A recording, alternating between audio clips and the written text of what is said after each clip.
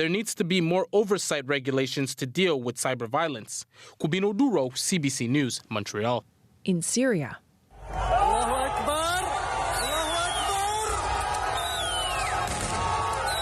people cheer and fire their guns toward the sky as a statue of President Bashar al-Assad's father is toppled in Hama. Rebel forces took control of that city yesterday. Now they're pushing their way towards Homs. Video posted online shows an airstrike destroying a bridge on the main route to Homs.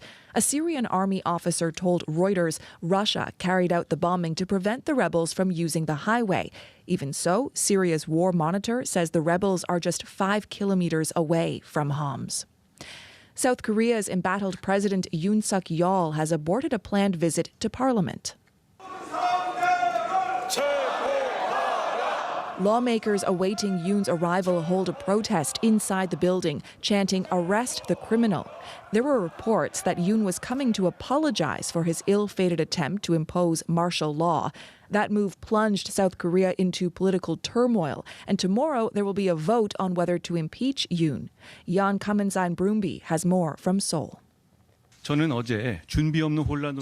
following a meeting of the ruling People Power Party, leader Han Dong-hoon made a dramatic U-turn on his position from the day before when he said he would oppose attempts to impeach President Yoon Suk-yeol. But in light of new evidence, he now says Yoon must go. Han is also warning that if Yoon remains, there's a high risk a martial law order may be repeated. The development increases the chances Yoon will face an impeachment trial. Han's faction within the ruling party is made up of about 20 lawmakers, and that's enough to swing the impeachment bill against the president. Responding to the remarks, South Korea's newly appointed acting defense minister said talk of a second martial law is untrue, and in a media briefing said he would not obey any such declaration, even if it were repeated. Recent public opinion polling suggests Yoon's approval rating has dropped to just 16%, the lowest since he took office 2 years ago. The impeachment vote is scheduled for Saturday evening. Jan Kamensain Brumby for CBC News, Seoul. Authorities in New Zealand have called off the search for 3 missing hikers, including 1 Canadian. The 3 men disappeared on Monday while hiking a rugged mountain range on the South Island. The area is known for its treacherous climbs and harsh weather. Vicky Walker is a commander with New Zealand Police. We do not believe that the men have survived.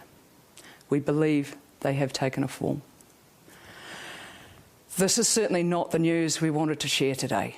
The search began when the men did not show up at the rendezvous point. Crews found some of their footprints and items believed to belong to them. Their bodies have not been found. The identity of the Canadian is being withheld at the request of the family. Joe Biden is expected to issue more pardons before the end of his presidency next month, and there's speculation in Washington he may use that power to protect some of Donald Trump's critics. The president-elect has vowed to take revenge on his political opponents once he's back in the Oval Office, but Biden may try to shield them before that. Richard Madden is following the story from Washington. Richard, what are you hearing? Yeah, the president's staff are reportedly debating whether to issue preemptive pardons to several current and former government officials who may be on Donald Trump's enemies list. Now, White House officials don't believe the recipients actually committed any crimes, but they're worried Trump may follow through on his vows to seek revenge against his critics. And some of the names being floated are Dr. Anthony Fauci, who's been a target by the far right for his advice during the COVID outbreak, outgoing special counsel Jack Smith, who indicted Trump for trying to overturn the 2020 election, and former Republican Congresswoman Liz Cheney, who co-chaired the January 6 House Committee investigating Trump's role in the deadly Capitol attacks. South Carolina Democrat Jim Clyburn is among the voices supporting this unprecedented action. I think that they all should be preemptively pardoned because I think there are people who Trump may bring into this government who will go after these people in a serious way, and there's no need to subject them to that. Now, if President Biden follows through, it would be a first for a president to issue mass pardons of government officials to protect them from retribution by his successor. And how would preemptive pardons even work? Yeah, so this idea is reportedly for Biden to essentially clear them for theoretical crimes covering several years, which would blunt the incoming administration from going after them. Because as we've seen, federal investigations can drag on for months, if not years, costing people a fortune in legal fees and destroying their career prospects, even if no charges were found. Now, this plan is reportedly still at the staff level, and Biden himself has not made a final decision. Okay, Richard Madden in Washington, thank you. You bet. And that's the latest national and international news from World Report. I'm Stephanie Skandaris. This is CBC News.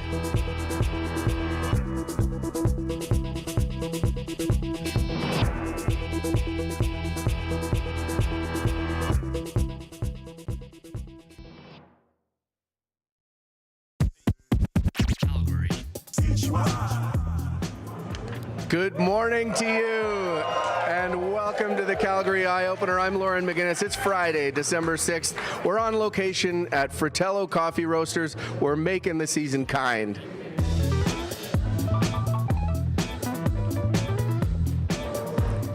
And my partner in radio making, Angela Knight, is here at Fratello Coffee Roasters as well. But she's around the corner. I can't see her. Hi, Angela. Hi, I'm in the coffee line this morning. So we're in the actual roastery part of the roastery this morning, and we have a full lineup of folks. The coffee sale has officially started, and the weather is perfect this morning. We're already 9 degrees, which is a degree above our high for today. So the Chinook is definitely happening. We will see a fairly windy morning. That wind tapers off later on this afternoon, but 8 degrees is where we're sitting, or 9 degrees is where we're sitting right now. In traffic, we do have that incident that happened in the southwest, and that happened on Bridlewood Road at James McKevitt Road. So emergency crews are on the scene. If you spot something, please give me a shout.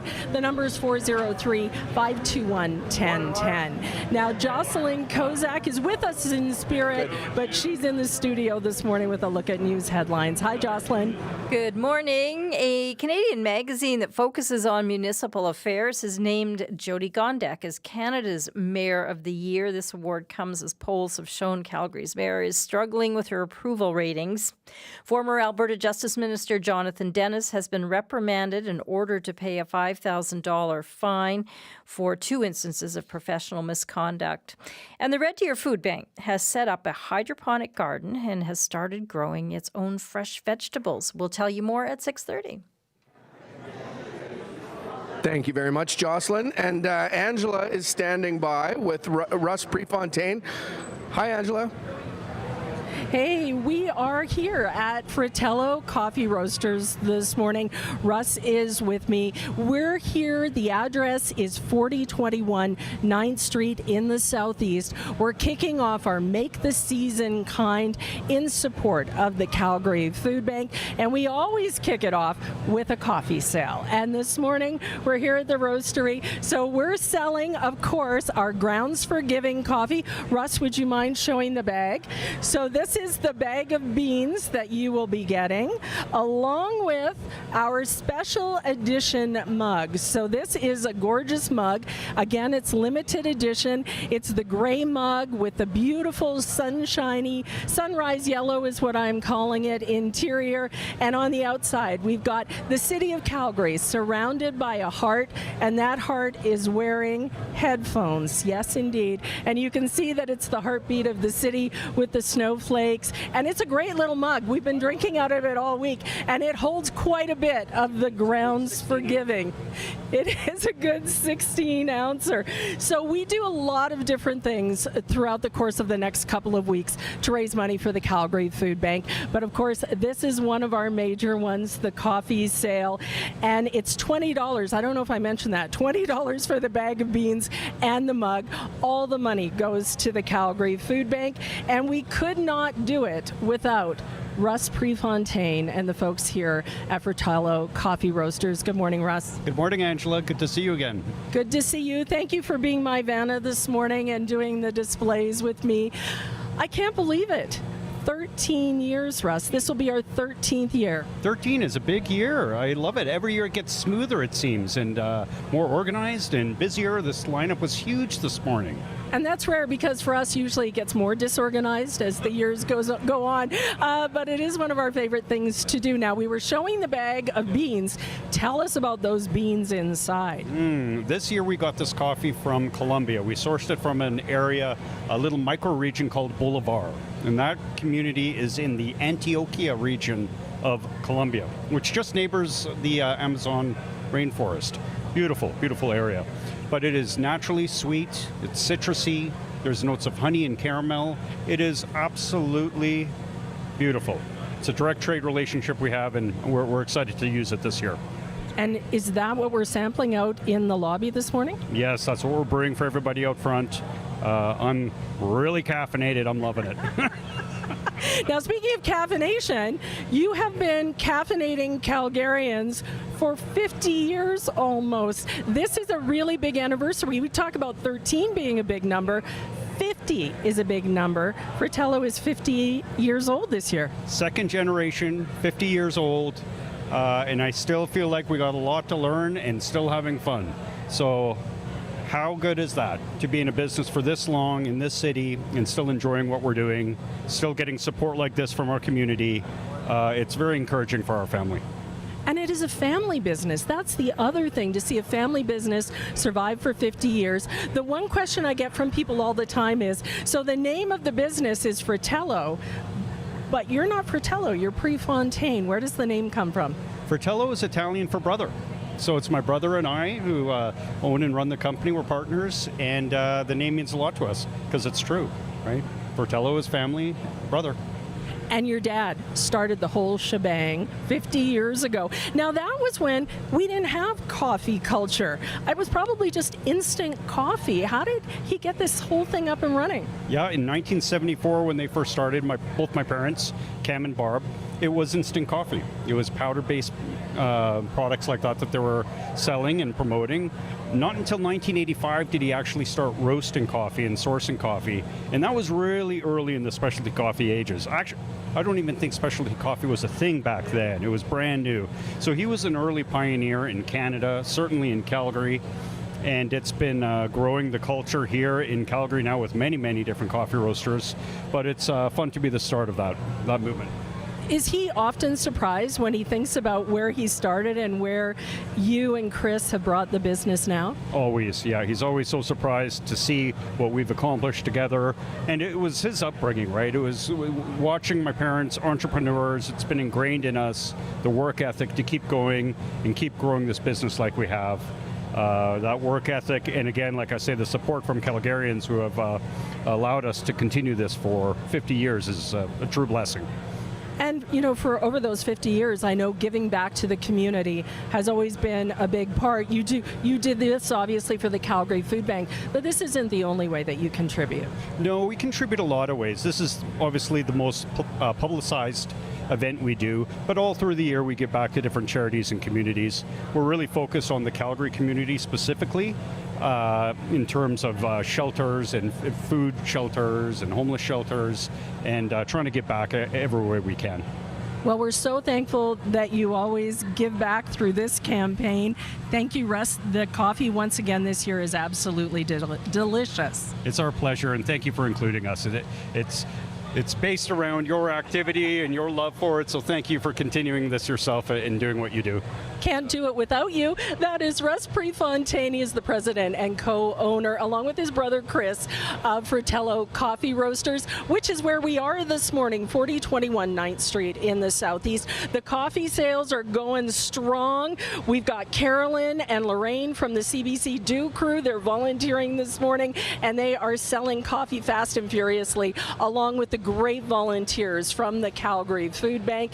Getting here should not be a problem this morning. It is a little bit mucky, though. I will warn you, washer fluid required once again today. We're already at our high. We've actually exceeded it by a degree. So we're at 9 degrees now. We're going to see a bit of a wind through the morning, and then it does look like it tapers off through the afternoon. So as you make your way around the city, whether you're walking or you're wheeling or you're driving, there is still some slickness out there. So take it easy, particularly on those sidewalks and pathways. This morning, traffic's moving along quite nicely. closely. But if you happen to spot a problem, we're on it. We're keeping track of everything. Please give us a call, 403-521-1010.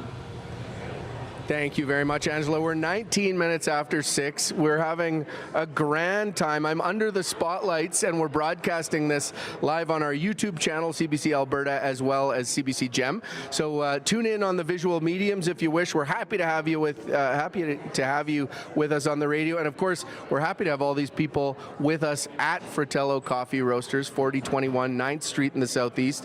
A beautiful long line, lots of smiling faces. Really appreciate it. Now, of course, it's December 6th, so we are playing holiday music this time of year. Here's Cher with DJ Play a Christmas Song.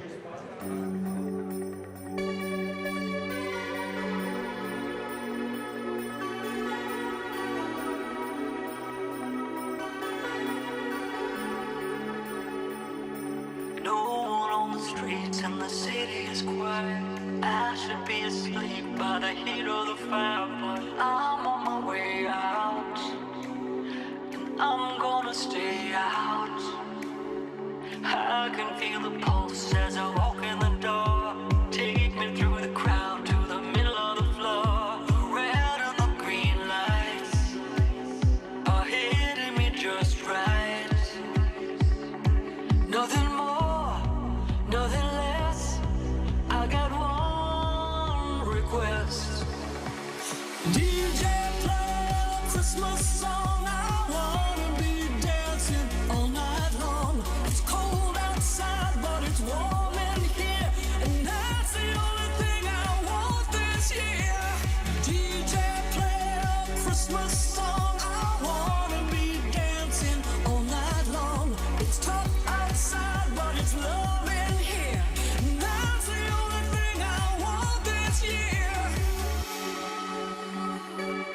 Everybody here must be feeling the same. Need a little joy and a little escape. Feeling a spirit. You just wanna hear it. Nothing more, nothing less. I got one request. DJ, play a Christmas song. I wanna be dancing all night long. It's cold outside, but it's warm in here, and that's the only thing I want this year. DJ, play a Christmas song. I wanna be dancing all night long. It's tough outside, but it's love in here, and that's the only thing I want this year. That's the only thing I want this year. That's the only thing I want this year. That's the only thing I want this year. That's the only thing I want this year. DJ, play a Christmas song. I wanna be dancing, dancing all night long.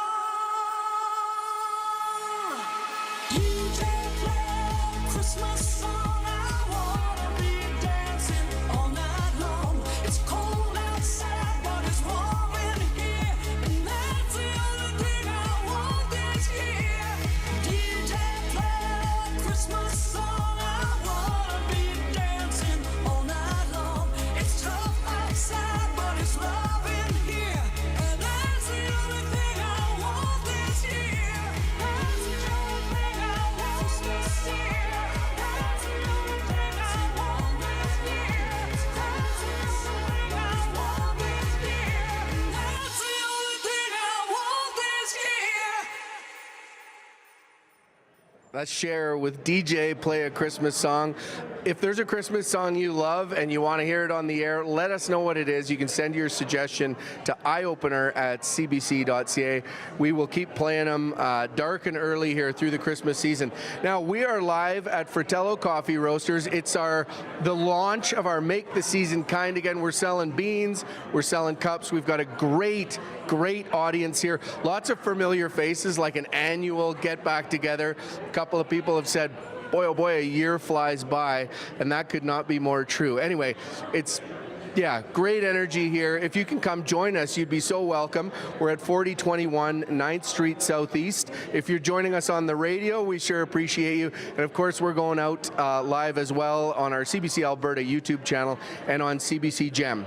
Now, we're 24 minutes after 6 here on a special edition of the Calgary Eyeopener. And we're joined now from CBC Sports by John Hancock. Good morning, John. Hi there. Sounds like everybody's having a good time. I wish I could deliver I'm just thinking, I wish I could give you a Calgary Flames win, but not quite. Let's find out what happened last night. Colton Parayko scored the overtime winner. The Blues beat Calgary 4-3. Now, the Blues winner was controversial. It appeared that Parayko pushed Dan Vladar's pad into the net in order to score. Here is Coach Ryan Huska asked about that situation. I don't even know how to answer that. Like, it's frustrating, to be quite honest with you. And hey, if you're going to call it that way, that's fine, but the referees can come over and explain it. They just skate themselves right off the ice. That, to me, is the part that bothers me a little bit as to why. Why was it a good goal? The way I see it, Danny made a save, and he probably would have kept it out if his pad wasn't pushed in, but that's the way it is. Sure looked like it, looking at that replay, that there was that contact. Jacob Pelche, Matt Coronado, and Mackenzie Weegar scored for the Flames. Leon Draisaitl and Zach Hyman had 2 goals each. Connor McDavid, 4 assists. Edmonton 6, Columbus 3. Oilers have won 4 of 5. Winnipeg ended a 4-game losing streak. Adam Lowry scoring in overtime. Jets beat Buffalo. Josh Norris scored both goals, including the winner in the final minute. Ottawa beat Detroit 2-1. Montreal shut out Nashville 3-0. Sam Montembeault, just named this week to the Canadian team for the Four Nations face-off, made 29 saves, and Patrick Laine scored his second goal in 2 games, both Montreal victories.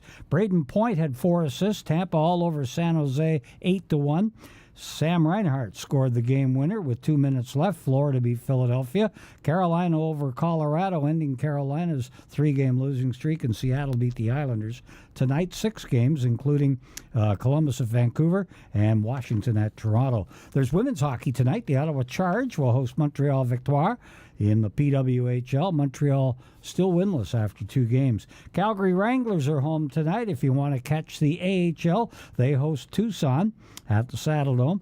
Calgary second overall in the standings, 2 points back of the Hershey Bears. Tucson and Calgary also play Saturday. Junior hockey, the Hitmen are on the road in Prince Albert. Red Deers at Brandon, Medicine Hat at Lethbridge. Calgary's Cavalry FC selected defender forward Harvey Hughes of Cape Breton University and forward Owen Antoniuk from the University of Calgary in the Canadian Premier League U Sports Soccer Draft. All teams had 2 picks. Hughes went 8th overall. Antoniuk was 16th. 2 more Canadians have signed contracts to play for the Calgary Wild, one of 6 teams getting ready to compete in the Northern Super League this spring. Kaylee Box of Calgary will realize her dream of playing pro soccer on home turf, while Vancouver's Christy Gray will join her on the Wild. And in the NBA, Hamilton Shea Gilgeous-Alexander scored 30. Oklahoma City, a lopsided 129-92 win over the Raptors.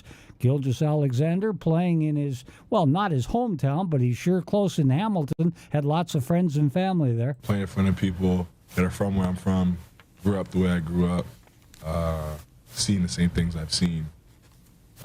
It's like a little connection, obviously, even though I don't know them or not. We share a common bond. And it's cool. I'm proud to be Canadian. To play in front of Canadians is a special feeling. Thunder have won 6 of 7 now. And Jared Goff threw for 3 touchdowns. Jake Bates kicked a 35-yard field goal as time ran out.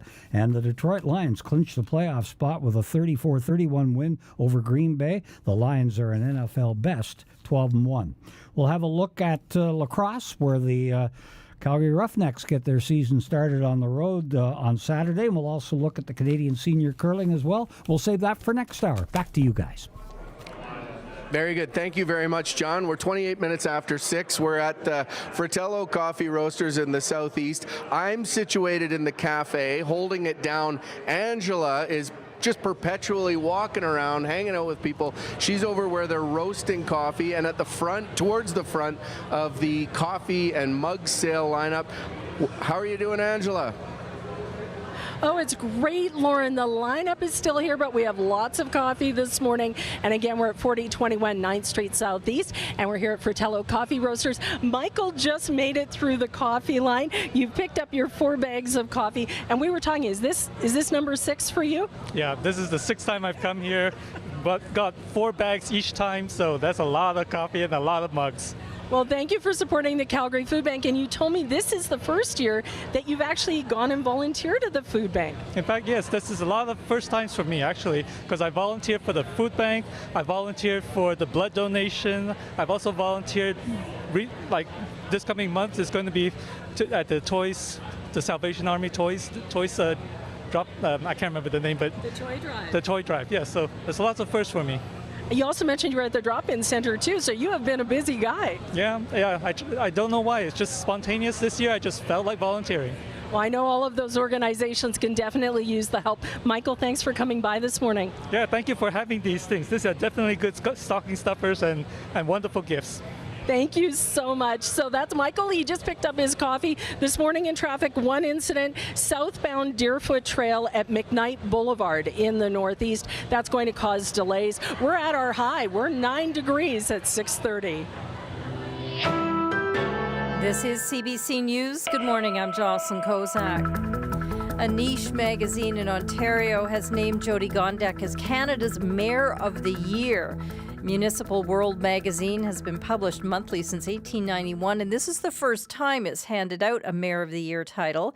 Singling out Gondek's leadership during Calgary's water crisis, it says other cities are taking note of Calgary's progress on downtown revitalization and improving public safety. The CBC's Scott Dipple reports. It's been a politically turbulent year for Mayor Gondek, from a major water crisis to controversies like upzoning and a failed recall campaign. Still, Municipal World magazine has named her Canada's Mayor of the Year. Its executive editor says Gondek's handling of the water situation brought her to national attention, and Greg Crone adds they're well aware of her controversies. Jyoti Gondek has had a lot of tough issues, some challenges to deal with in Calgary, but that's par for the course for any mayor anywhere in Canada. If you want an easy job, you don't become mayor. Gondek wasn't expecting this news. It shocked me, actually. It surprised me completely. The mayor says the magazine is popular reading at City Hall. This is a publication and a group that really does leading edge work on what municipalities are facing, and a lot of competitive analysis and just all kinds of interesting things that municipal nerds like us quite enjoy. Gondek says she considers the award a recognition for Calgary and the people and businesses that make the city strong. Scott Dipple, CBC News, Calgary. Former Alberta Justice Minister Jonathan Dennis has been reprimanded and ordered to pay a $5,000 fine. He was Justice Minister from 2012 to 2015 and later founded a law firm. In September, Dennis was found guilty of 2 instances of professional misconduct. On Thursday, a disciplinary panel agreed with the joint submission from the Law Society of Alberta's counsel and Dennis's lawyer. The 2 councillors disagreed on whether Dennis should also pay costs. The Law Society is seeking $26,000 in costs. The panel has reserved judgment on that. Some new technology at the Calgary International Airport is being touted as a way to reduce hassle in line for security. The Canadian Air Transport Security Authority has added new X-ray technology for travelers going to the U.S. Dominique Hairas with CATSA says that means passengers don't have to pull out liquids or laptops from carry-on bags while in line. You don't have to go unpack, repack when you go through. You just put your things in your carry-on as you normally would. Just make sure that you have the appropriate quantities of liquids, aerosols, and gels within it. And then you put it in, you go through, you pick it up on the other side. There's about 1 or 2 steps removed from what the normal process would be. Vancouver, Ottawa, and Montreal also have this technology, and there are plans to have it in place at every major airport in the country eventually. Staff at the Red Deer Food Bank are getting innovative to keep up with inflation and demand for their services. They have started growing fruits and vegetables themselves. Emily Fitzpatrick has more. Inside the Red Deer Food Bank, hundreds of tomato plants are growing from black PVC pipes. Down the hall in a sea-can turned hydroponic grow room, romaine lettuce is ready for harvest. Executive Director Mitch Thompson says their massive indoor garden will help feed clients year-round. We'll grow over 1 million cherry tomatoes in this space. Each week, a different crop of cherry tomatoes will be produced, and it'll allow us to create 68,000 packages of 15 cherry tomatoes. Food Bank horticulturist Samantha Peterson says they're also planning to grow mushrooms, microgreens, and strawberries. It's essential to have nutritious food in your life, and some people can't access that, and I find that really frustrating. This homegrown solution will help the food bank include fresh produce in hampers going to more than 70,000 households throughout the region. Emily Fitzpatrick, CBC News, Red Deer. The town of Banff is exploring geothermal heating and cooling for a new affordable housing project. Council has approved up to $100,000 to conduct a ground source heating test at a town-owned site next to the Mineral Springs Hospital. The $41 million development will include about 60 below-market housing units and an 8,500 square foot community space. Michael Hay is the environment manager for the town of Banff. He says the technology relies on a constant earth temperature about 5 meters below the surface. That creates an opportunity because we can reject heat into the ground in the summer to contribute air conditioning to the building, or in fact we can pull heat out of the ground in the winter to heat a building. It's basically an attempt to see how well that will work in the town of Banff at one of our project sites. Hay says the project fits within Council's renewable energy and emissions goals. However, he says Council's been clear the geothermal testing cannot delay the housing project or add significantly to its costs. And that's your CBC News, Lauren. Thank you very much, Jocelyn. That brings us to 6:35 on a very special Friday morning. It's December 6th, and we're live on location at Fratello Coffee Roasters in the Southeast. We're making the season kind. We're launching the campaign today in support of the Calgary Food Bank. We're selling Fratello beans and a beautifully designed mug for $20. Now, we've got lots of good stuff coming up on the radio as well. Talk of the town this half hour. We'll hear about a classic Christmas story that's been turned into a Western, but I'm really at the moment focused on this coffee. It's a Colombian bean this year that Fratello is donating. Citrusy, caramel, it's beautiful. My partner in all of this, of course, is Angela Knight, who's keeping an eye on traffic and weather out on the roads, but also keeping an eye on traffic in the line to buy the mugs and the coffee. How's it going where you are, Angela?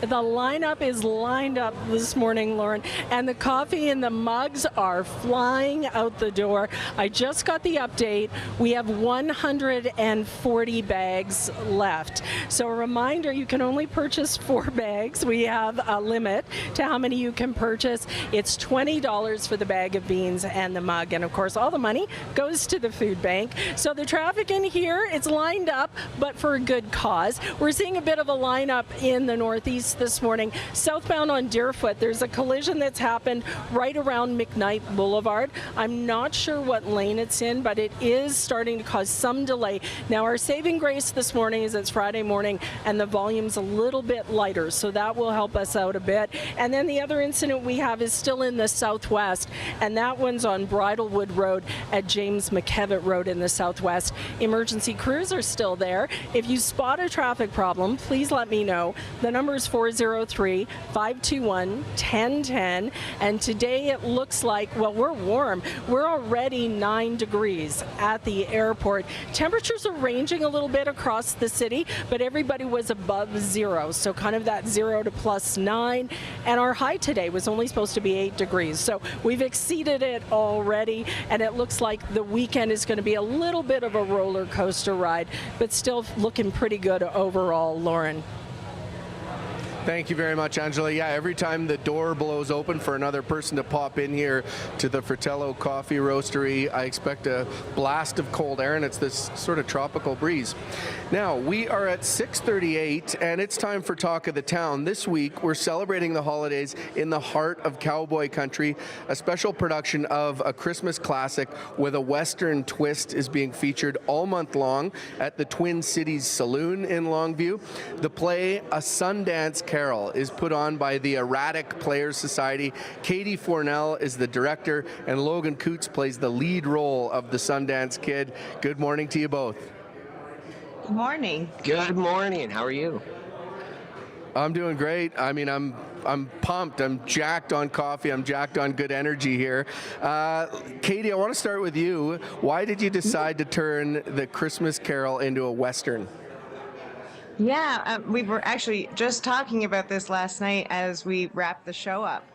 So we started with the idea. This is our second show at the Twin Cities, and we started with the idea of creating some dance numbers, because we knew how much everyone loves country music, and we love line dancing. So we started talking about, what if we did this in a show? And then while we were doing our past show called Murder at Twin Cities, a lovely gentleman told us a story about the Sundance Kid being the best man at a wedding in the kind of Longview area when he worked at the Bayou Ranch. And so we sort of put the two ideas together, the dancing and the Sundance Kid. And then we went, well, when will we do this? Christmas? And then the Christmas Carol twist kind of got added onto it. That's amazing. Logan, you get to play the Sundance Kid. Can you tell us about how you see him and what you bring to the performance? Well, I studied from the great. I mean, Robert Redford obviously did a fantastic job, so big shoes to fill there. No, the Sundance Kid, it's a cool story of a classic twist on the Christmas Carol, where a person is presented with a truth that they must go to, and that is going back to Wyoming to inevitably face this life of becoming an outlaw. And so he's, of course, visited by three spirits who are trying to convince him of the things that he must do and what will happen if he does not. So it's really fun to think of the Sundance Kid that way. And of course, since he was local, it's really fun to be in an area of the country in the southern Alberta area, in the same place that the Sundance Kid, Harry Longba, actually was. He actually worked there, so it's really cool to be able to, I guess, bring that character to life before we see him in Butch Cassidy and the Sundance Kid.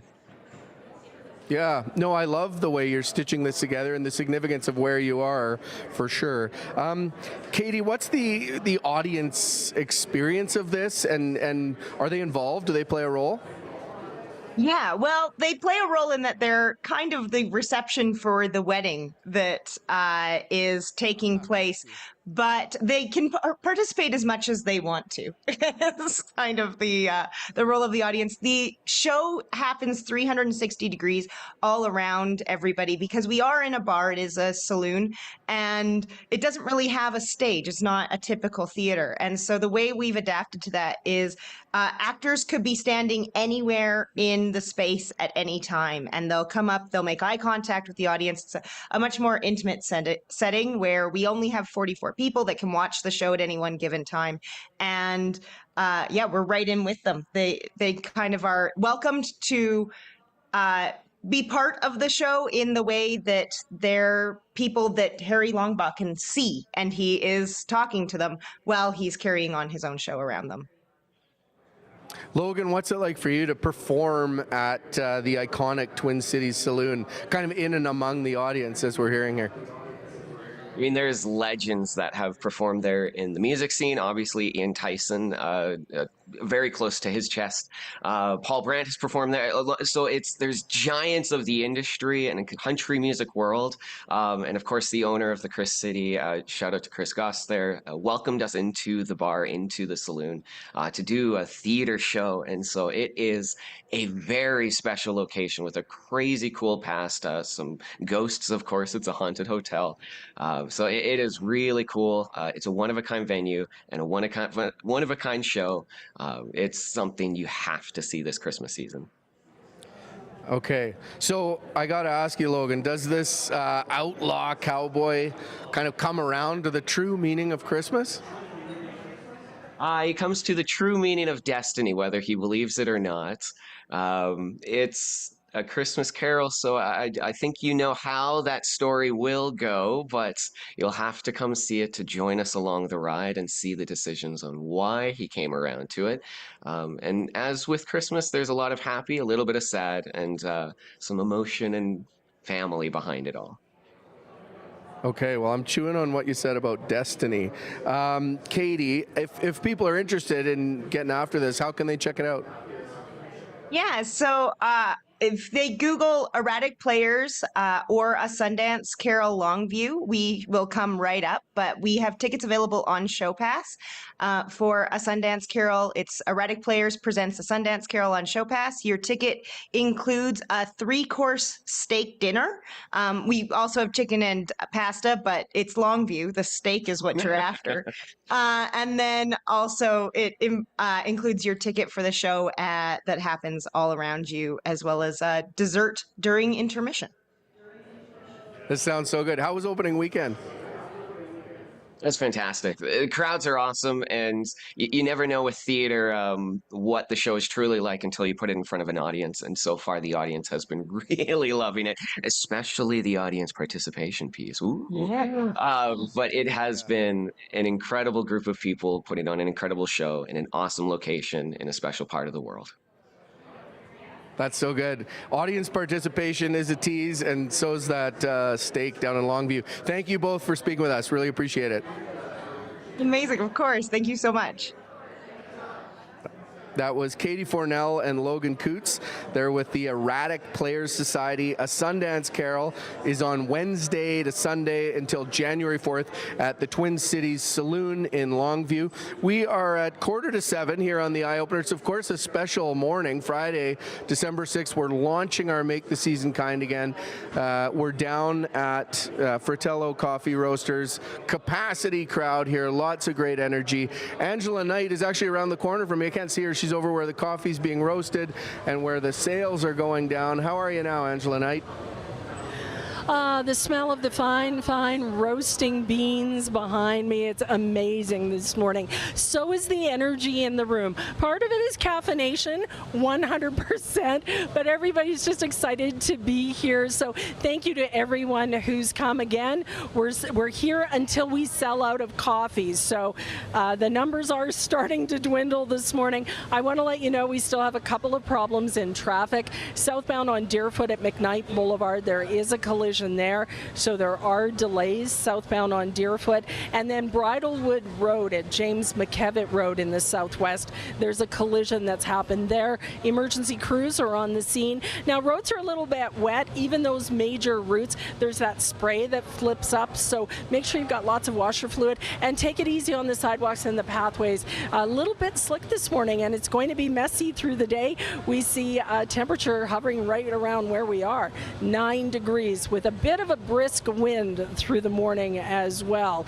One of the best parts about being here and doing these coffee sales is that over the years that we've been doing them, we see the same people, and it's lovely. And one of the people that we often see is one of our former unconventional panelists, David Stewart. Morning, David. Morning, Angela. How are you today? I'm well, thank you. Now, you've been coming for a long time. Oh, probably 7, 8 years for sure. I get up at 5:30 in the morning and try and be one of the first people in the door. And you were this morning. And you don't buy for yourself. Tell me why you're here today. So I started buying because I would buy for my mom. And my mom lives up in the Northwest, and my mom was in her 80s, so she was not getting in the car and driving on icy roads, so would I buy for her? And my mom passed 2 years ago, so now I come and I buy coffee for my mom. I haven't decided who I'm giving the coffee to yet. Maybe one of my mom's neighbors, one of mine, one of my husband's co-workers, but I buy for my mom, and then I'll just keep the mug for myself. I love it. I love the fact that you're still honoring your mom in that way, and we love that you support the Calgary Food Bank. And I noticed that when you were in line, you seem to know a lot of the folks. One or two. Mr. Stanier, who is an unconventional panelist, and I knew quite a few people here. And that's the great thing about this event. You do see the same people. It's the people who support, especially at 6 o'clock in the morning. Right? Right? I know. We're always so impressed that people are willing to get up to come and join us wherever we might be and help support the Calgary Food Bank. So thanks, David, for being here. It's my pleasure. Wouldn't be Christmas without it. A hairdresser wears a ball cap. I don't know about It's that. 6 o'clock. A stylist. A stylist in a ball cap. We love to see you here this morning. Again, we are only selling until we sell out. And those numbers, the last count I had was around 120 bags. So we're here at Fratello, 4021 9th Street in the southeast, Lauren. Thank you very much, Angela. I was in David Stewart's chair yesterday, and I apologized at one point for gossiping, and he said, no, you're in my chair. This is where we gossip. Anyway, nice to hear David Stewart on the radio. It's, of course, the holiday season, and our next guest is working on some incredible, unique stuff this Christmas. Casey Bay is a local artist with a knack for edible and perishable art. They're getting set to host a webinar on how to make gingerbread houses with a laser cutter. They're also putting the finishing touches on a new gingerbread project. To hear all about it, Casey joins us now at the Roastery. Good morning. Hi. Good to see you again. Merry Christmas. Like, this is something we get to do with you periodically. I love your work. Yeah, I was going to say, it's so nice to be back and making more sweet food and art. So, okay, gingerbread houses with lasers. Why don't you just explain how the idea came to be? Well, I mean, I'm already a perishable food artist, and it just made sense to start making sculptures too, and gingerbread was an easy option. Now, what's the reason behind this perishable art? Well, my whole thing is, life is short, make it sweet, right? Like, nothing lasts forever, so we should enjoy it while it lasts instead of trying to keep everything and preserve it. So, can you tell us about this laser cutting technique and how that has evolved over the last year or so that you've been working at it? Yeah, sure. The laser cutter I use is called a Thunder Laser. It's at the Fuse 33 makerspace. Anyone can go and try it out, actually, because it's a really expensive equipment. You can go and try it out yourself. And yeah, I had to develop a special gingerbread recipe, which I'll share at the webinar. And it cuts really well on the laser, and you can make any design possible, even like a dino skeleton. Right, so as you say that, for our radio listeners, you're pointing at a dino skeleton. Can you explain? Yeah, grab it. Like, it is so intricate. I feel like I'm in Drumheller right now. Explain what this is. Yeah, it's so I love dinosaurs and I love dino bones. That's why I go to Drumheller almost every year. And yeah, I just wanted to show off exactly how detailed a laser cutter can make food. This is completely edible. It's made with white chocolate and gingerbread. But look at all that detail. It's like something you can only make out of wood or something, right? So that's a T-Rex. I think that's a Spinosaurus. I'm glad you corrected me. That's so bad. You brought something else special in that I want to draw attention to. And we're on TV as well. We're on YouTube and on CBC Gem. What have you got here? I made a little gift for you, Lauren. It's like an on-air gingerbread sign with the Calgary Eyeopener. Oh my goodness, it's a beautiful thing. Yeah, it's made with edible sugar glass and gingerbread and white chocolate. It's totally edible except for the LED lights, obviously. Please don't eat those. Don't eat the lights. That's like important. This is beautiful, and I'm really grateful that you brought it in. Thank you for doing that. Oh, no problem. Can you tell us about sort of the latest project you're working on? What's going on? Yeah, so I'm collaborating with a historical founder and mayor of Mayor's House of Drumheller, the original house owner from that, and I are collaborating to make an architectural gingerbread. It is the most intricate, the most detailed gingerbread I've ever worked on. I'm putting the photos and videos on my Instagram, and you can check it out there. So it's important to note, like, it's not just sort of like a tribute. It's where a likeness is created. It's like very detailed to scale. Yeah, exactly. I can make it almost identical. I actually had to make it a step back from realism to make it look more like gingerbread, because if I make it too realistic, it kind of takes away from the fun of the gingerbread. So it's almost exact. I'm glad you brought that point up, that you also, there's an artistic side to this, and fun is part of it.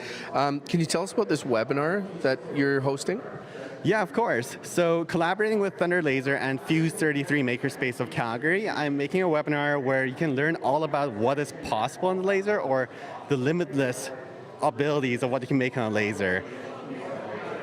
Now, we've chatted about this before, but you're, of course, an artist, a precision, laser cutter operator now, but you're also, this is food. You're a baker. Yeah, I mean, when people ask me to introduce myself, I don't really know what to tell them. I mean, I'm an artist, yeah, I paint, yeah, but I mean, I also bake, I also design things on Illustrator, like these vector lines for the lasers. So yeah, it's a little bit of everything. Well, what you do is spectacular, and there's a depth to it and a fun to it, so I appreciate that. And this on-air light that you brought in, gingerbread on-air light, is something really special. Our whole team will cherish it. So thank you for that, and thank you for coming in and speaking with us. Thank you. That was Casey Bay, local artist. They're hosting a free webinar on December 10th, all about making gingerbread houses using laser cutters. You can see more of their work on Instagram. Their handle is painting.bae, and that's DOTBAE. Or if you're in Drumheller, you can check out the gingerbread house version of the Tyrannosaurus rest, bed, and breakfast in the actual building. Now, we are about 6 minutes to 7 here on the Calgary Eyeopener. We're on location at Fratello Coffee Roasters, but Jocelyn joins us, Jocelyn Kozak from our CBC studio with a look at headlines. Good morning, Jocelyn. Good morning, Lauren. A Canadian magazine that focuses on municipal affairs has picked Jyoti Gondek as their Mayor of the Year. It cites her leadership through the water main crisis through the summer and the city's downtown revitalization as well. And the head of the Alberta Teachers Association is saying some of his members are telling him they will not comply with a new provincial law that impacts transgender students. I'll be back after World Report. Thank you very much, Jocelyn. We're joined now by Phil Demont with this morning's business news. Hi, Phil. Hi, Lauren. A couple things I'm looking at. The killing of that prominent CEO this week in New York City has more companies worried about how to best protect their executives. Brian Thompson, the CEO of United Healthcare, was shot and killed in Manhattan on Wednesday. He was walking unescorted by any security personnel. Kroll is a big company that provides all types of securities for firms. Executives there say they've been getting calls for the past few days after the shooting, companies inquiring about the costs of protecting their people. Some firms have already taken down the pictures of senior executives from their websites because their names might be familiar, but their images less so, especially in healthcare. After the pandemic, healthcare firms started receiving more threats, mainly from people upset over the lockdowns and vaccination mandates in 2023. Moderna and Pfizer, companies that produce the COVID vaccines, spent $1 million each on executive protection. About 100 companies in the Standard & Poor's 500 index say they pay for security for their senior people, up from about 50 a few years ago. A couple of examples. Alphabet spends almost $7 million protecting its chief executive, Sundar Pichai. Meta, $250 million to protect Mark Zuckerberg and other executives there. And you can see why. We think of it as celebrities, but in 2022, Apple CEO Tim Cook had a stalker who showed up at his house. Apple now spends about $800,000 on his security. Another thing I'm looking at, the fallout continues for TD Bank from that anti-fraud problems they had earlier in this year. This week, the bank said it's going to shelve its 2025 outlook entirely, reviewing its business lines to revive its sagging stock price. All stems from it pled guilty earlier in 2024 to conspiracy to commit money laundering. It paid a $3 billion fine to the U.S. regulators. Over a 6-year period, the bank allowed 3 money laundering operations to transfer more than $670 million through some of its U.S. branches. Now revamping its compliance and governance structure, has a new CEO, has to clean up the mess. One business problem, it agreed to a cap on its assets in the U.S. That essentially limits TD's ability to expand south of the border. That was a big piece of its expansion plans. Earlier this year, they'd said maybe we could have 10% growth in its earnings per share in 2025. Threw that out this week. Investors will have to wait until next year before the bank can figure out where it's headed. Not surprisingly, stock price is down about 15% this year. When I look at the markets, maybe France was right to dump its government. The PM there is out this week. The French market was up yesterday. That's up about 1.5% today. Germany's up as well. China's going to start its economic planning cycle next week. So Hong Kong was up 1.5%. The Shanghai market up 1%. Oil down 62 cents at a low level, $67.68 U.S. a barrel. Gold's up $7, $2,655 an ounce. And finally, the Canadian dollar, I have it down about 1/10 of a cent, trading at 71.15 cents U.S. All right. Thank you very much, Phil, and we'll talk to you again in an hour. That was Phil Demont with this morning's business news. Now, speaking of business, Angela is at the towards the front of the line for coffee. How's business over there, Angela? The business is so brisk, Lauren. Actually, you can see Rob right here got our last 2 bags of coffee. We are officially sold out this morning. So for those who are still here waiting in line, I'm so sorry. There will be another opportunity. We have 3 more opportunities for you to purchase the grounds for giving. We're going to be at the Analog in Mahogany, Westman Village next Thursday. The sale will start at 6 a.m. and then there's another couple of opportunities later on in the campaign. But to everybody who took the time to be here with us this morning, what a kickoff to our Make the Season Kind campaign. Your kindness is so appreciated. Thank you so much. Now, we are still keeping an eye on traffic this morning, and there are a couple of things going on. First of all, in the northeast, southbound Deerfoot, right around McKnight, there's a collision there.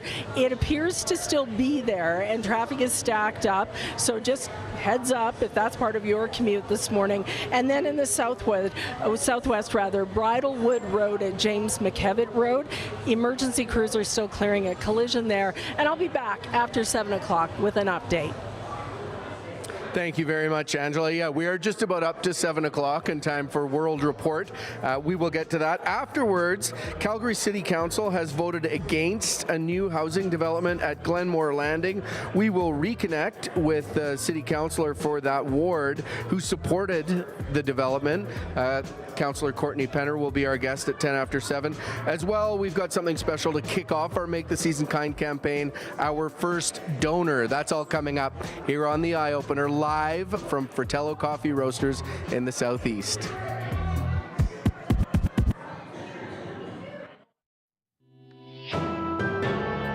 This is World Report. Good morning, I'm Stephanie Skandaris. Statistics Canada has just released its latest jobs report. It shows Canada's unemployment rate jumped to 6.8% in November. That's up from 6.5% the month before. While the economy grew by more than 50,000 jobs, more people were looking for work. CBC senior business correspondent Peter Armstrong explains what the numbers mean.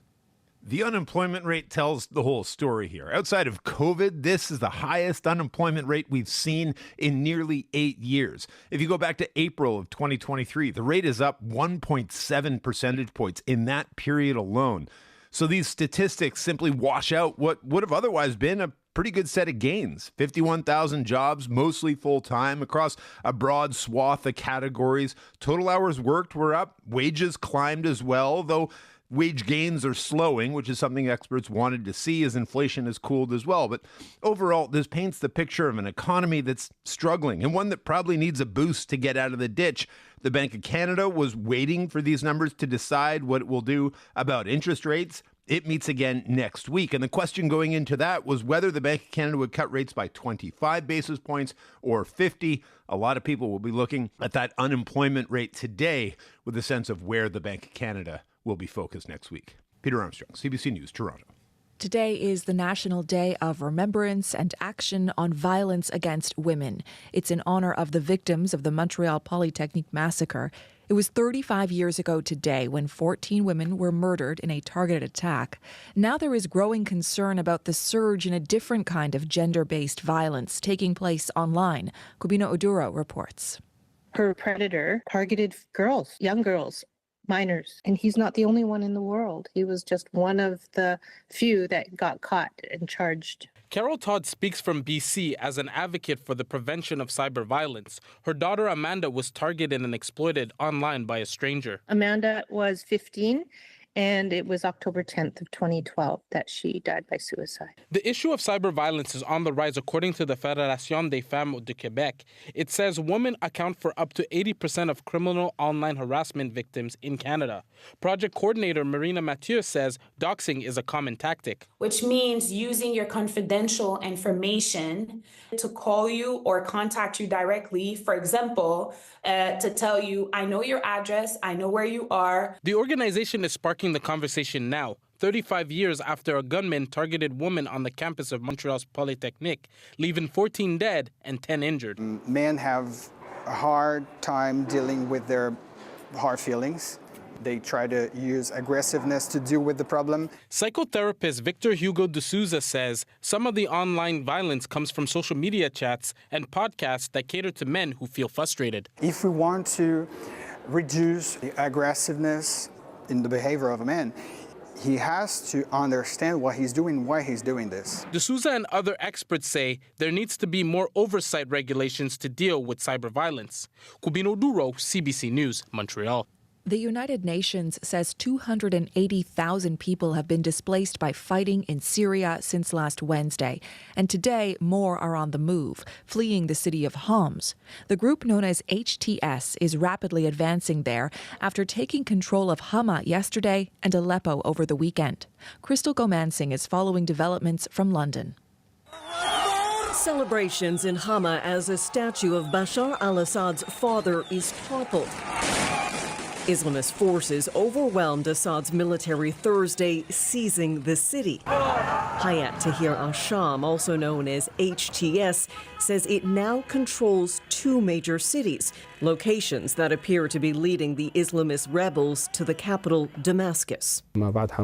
From a military perspective, what comes after Hama will not be the same as what came before. Speaking through an interpreter, Abu Muhammad al-Jalani, an HTS leader, told CNN the goal is to overthrow the Assad regime. The course of the battle, as for the secrets of the battle, let's leave them to the unfolding events. You will witness them in reality. Assad's forces say they withdrew from Hama to regroup. There has been intense fighting on the ground with support from Syrian backers, including Iran and Russia. Ahmed Exayas is the program director for the Syrian White Helmets. What the regime is doing when they are moving area is try to cut all the basic surfaces. HTS is considered a terror group by the U.S., but in areas where it has taken over, the rebels have been met with cheers. The Assad regime has for years brutally fought against those trying to overthrow it, often with horrific effects on civilians. Crystal Gomansing, CBC News, London. Just 2 days before voters were supposed to cast their ballots in a runoff election, Romania's top court has voted to annul the results of the first round of voting. The current prime minister says that is the only correct decision. A far-right outsider, Călin Georgescu, won the first round of voting by a landslide. Declassified documents suggest Russia ran a coordinated online campaign to promote him. Canada's federal court is experiencing what it says is a critical budgetary shortfall. Since last year, it has seen a nearly 50% increase in immigration case filings, and in some cities it's unable to schedule all those hearings within the required 90 days. Justice Minister Arif Virani will discuss that problem with the 4 Chief Justices later today. Rafi Bujikanian has more. We didn't think it was going to be this hard. Aldo Mendoza will not be going to see his family in Mexico over the holidays. I can leave the country, but there's no guarantee I can come back. Mendoza graduated last year from the University of Ottawa, but the immigration department refused him a postgraduate work permit. He's challenging that decision with the federal court, but has no idea when the tribunal will give him a date, grounding him here without status for now. It's not just about my career.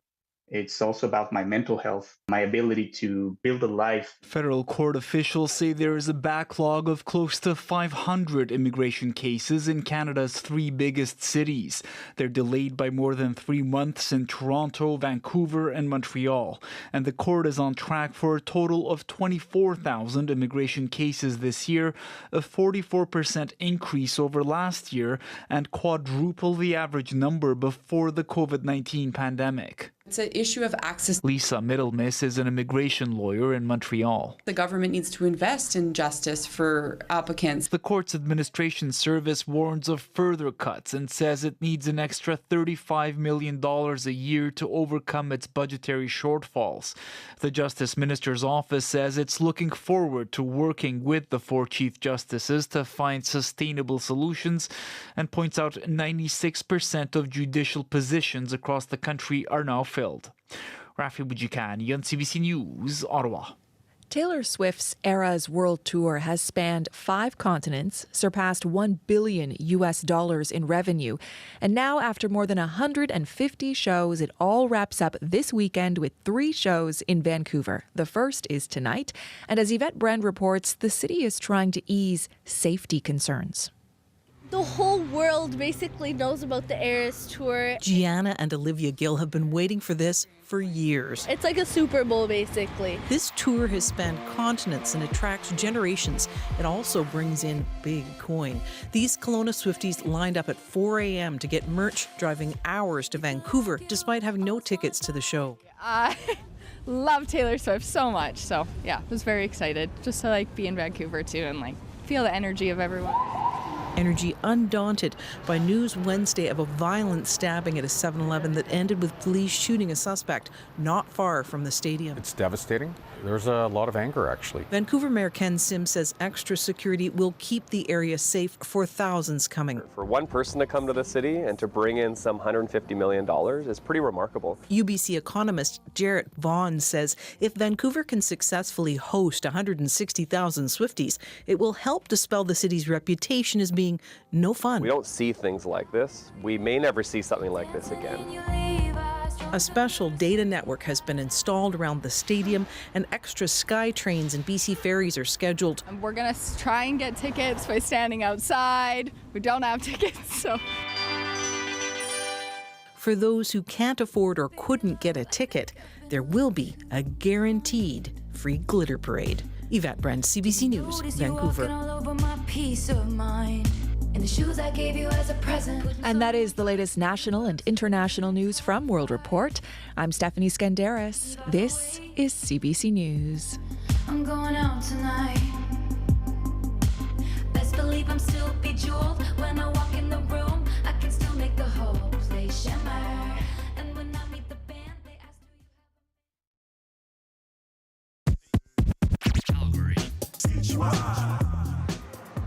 Good morning to you. Thanks for joining us here on the Calgary Eyeopener. Special day on the Eyeopener. We're at Fratello Coffee Roastery, but we're talking about news coming up. Glenmore Landing and the development there shot down at City Council.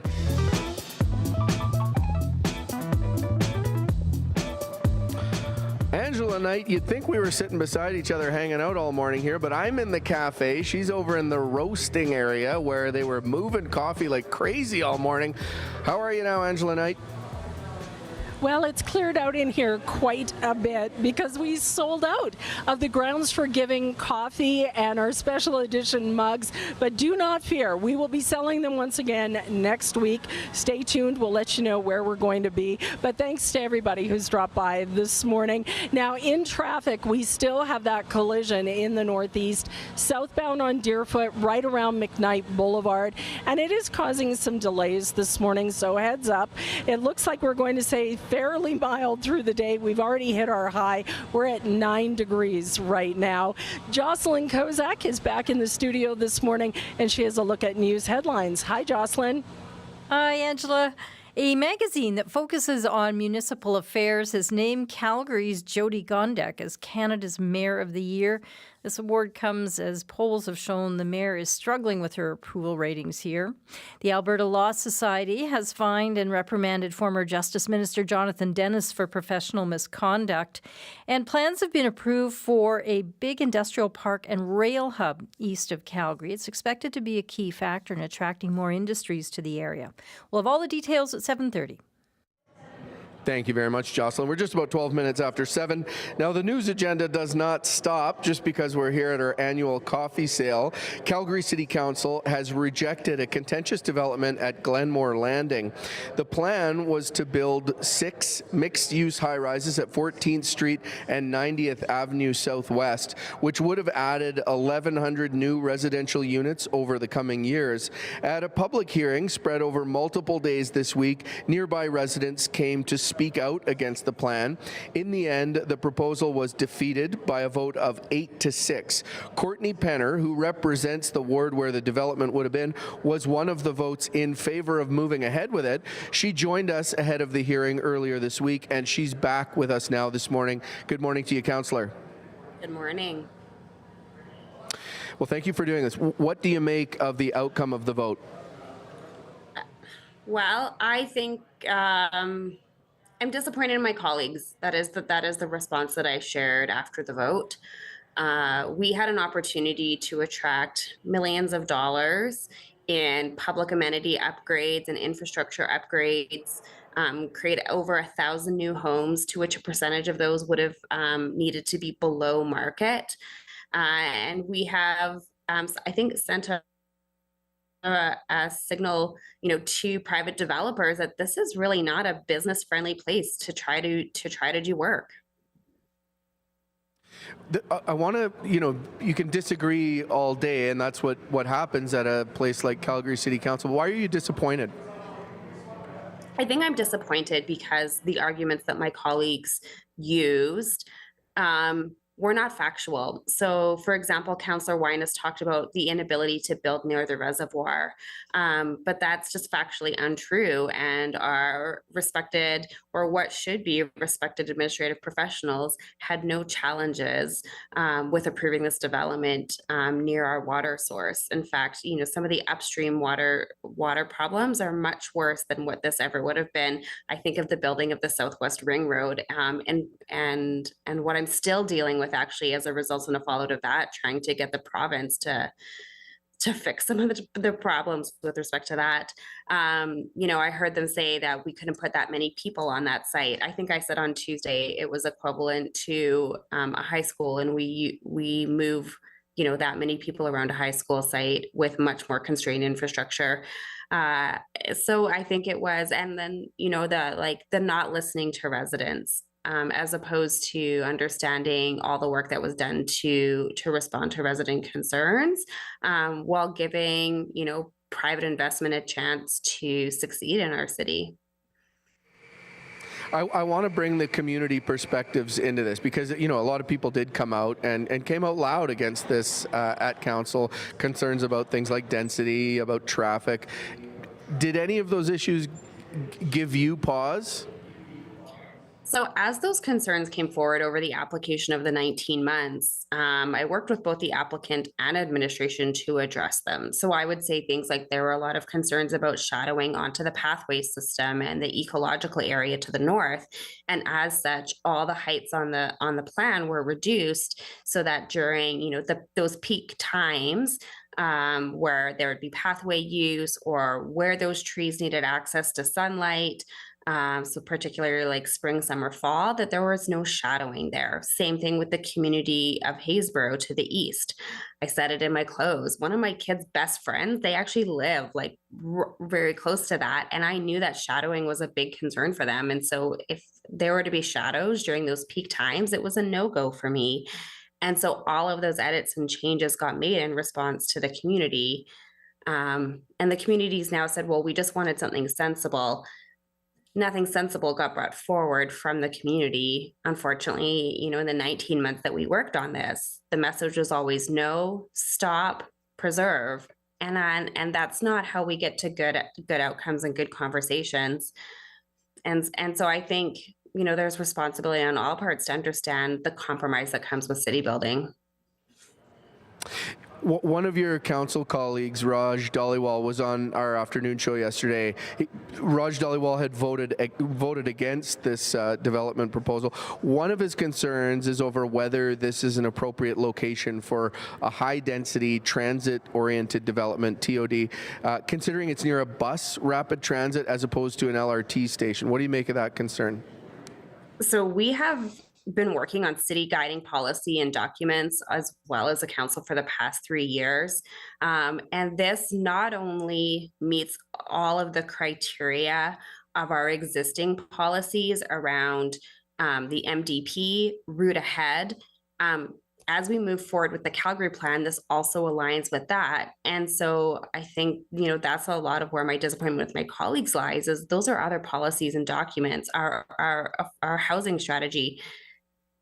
This is exactly where we said that we wanted to place it. This is in fact exactly where Calgarians said they, through rezoning, we heard, place it at nodes and corridors, place it next to transit, place it on shopping center sites. And so not only is the public asked for this, we have multiple guiding policy documents that say this is the perfect location. we built a BRT here and invested, I think it was, $77 million plus the cost of the pedestrian overpass, to build out a BRT, to support more density. And then we just shot it down. Do you expect the developer RioCan to take another crack at this? I would be surprised if they did, to be honest, and I would be surprised if they took a crack anywhere else in the city anytime soon. I would be shocked if they did, and I know that I think there are other developers and applicants out there who are really questioning the viability of their files in this political environment right now. I want to get to that political environment. Like there's, you heard loud and clear from concerned community members. You also identify this massive housing need the city has. Like, what is next? How does council make meaning and make progress and acknowledge community concern? If I'm perfectly honest, I think that there are those who are on council right now who are looking out for the long-term success. And I think that those who are looking to October 2025. And so I don't know that there's going to be a lot of truth and meaning and fact-based decision-making in the next few months. And I think that's disappointing because I think we actually owe Calgarians the ability to move through difficult conversations and to move through long-term plays, long-term strategies, and have conversations that are actually really robust and be honest with the public to say, we hear you, here's where we did the work, but these are the other objectives we are also working towards, and it is a give and take. All right, Councillor, appreciate your time this morning. Thank you for speaking with us. Thanks, and best of luck with all the food banks. Appreciate that support too. Thanks, Councillor Penner. Thanks. That was Courtney Penner, the councillor for Ward 11. We did reach out to RioCan for comment, but have not heard back. We're 20 after 7. It may sound different than it usually does. I'm not sitting in the studio. I'm sitting at the Fratello Coffee Roastery in the Southeast, 9th Street Southeast. We are sold out of coffee and mugs for this morning, but good news, it's not your last chance to get your hands on those things. Angela Knight joins us now. She's been over where the coffee sales were going, and my goodness, what a hustle over there. Oh, there was so much activity this morning, and still lots. We have the volunteers from the food bank and our CBC Do Crew volunteers, Lorraine and Carolyn, who are just kind of packing everything up. We could not do this without them and their support. And of course, I can't leave here because the beans are roasting and it smells incredible in the roastery. Now, a couple of things on the go in traffic this morning. Still that incident southbound on Deerfoot at McKnight Boulevard. So there are some delays through that area. And then we've still got that incident. It's been there for a while. Emergency crews are on the scene on Bridlewood Road at James McKevitt Road in the southwest. So a couple things to watch for. Overall, it's Friday morning. The volume's still pretty light. If you're heading into downtown, remember 9th Avenue at 7th Street Southwest, those two right lanes still closed as crews do utility work there. Now, if you spot a problem, please let me know. It's either pound or star 1010. We're still hovering right around 9 degrees at the airport. Temperatures are kind of 0 to +9 across the city, but it looks like that will be our high for today, that 9 degrees with those Chinook winds through the morning. We may be here at Fratello's Coffee Roasters, but Dave Waddell, our favorite little Christmas elf, Krusty the Christmas elf, we like to call him, is still keeping an eye on our contest. We're running a 12 days of Christmas contest, asking you to rewrite the lyrics to give it a Calgary-centric feel, and Krusty's in the studio this morning. Hey, Dave. Good morning, Angela. Krusty with a C. I should remind everybody we have the utmost respect for the intellectual property of any long-running cartoon shows. Yes, as you say, line 3 in our 12 Days of Calgary Christmas contest, updating the 12 Days of Christmas, the original Victorian lyrics with a Calgary twist. And this is a collective effort. We're bringing in everybody who listens to the show, whether you're a regular listener who listens in your car, maybe you have a classroom full of kids that wants to contribute. We are getting great submissions. We want you to replace those lyrics, make them extremely Calgary, clever, creative, fun, weird approaches to this are best. We've got some great swag up for grabs too. We've got the CBC limited edition Make the Season Kind t-shirt here. I'm showing it on the TV broadcast for those watching on YouTube. We've got CBC Calgary socks here with the Calgary Tower on them. We've got this pillow, a CBC pillow that is a very, very coveted item, and the CBC earmuffs as well. So today we received an email yesterday actually, and the first line was, "This will break people's brains, but can we move Flames jerseys," which was number 2, to the number 3 spot because I have an idea. And I replied, "It's a great idea, listener, but you've got to call us and sing." So Brian in Crescent Heights, take it away. Hi, my name's Brian. I'm from Calgary, Crescent Heights, and I've got a suggestion for the 12 Days of Calgary song. Here we go for the third day. On the third day of Christmas, Santa gave to me 3 Flames jerseys, Tegan and Sarah, and a flood in 2013. Right on. Magic that. Brian, thanks so much for that. Yes, Tegan and Sarah has been bumped to number 2, and 3 Flames jerseys is the winner for number 3. So if you have been entering, you didn't win this time, keep entering. We are listening to and reading all of your submissions. We got so many great submissions yesterday from classrooms, from individual listeners. If you weren't selected, keep going, because obviously we are going up to 12 on this. We want you to send us an email at eyeopener@cbc.ca. Audio files attached are great as well, or you can leave us a voicemail, 403-521-6209. We are at 3 Flames jerseys, Tegan and Sarah, and a flood in 2013. I just sang on the radio. I don't think I've ever done that before, Lauren, Angela. That's a new one for me.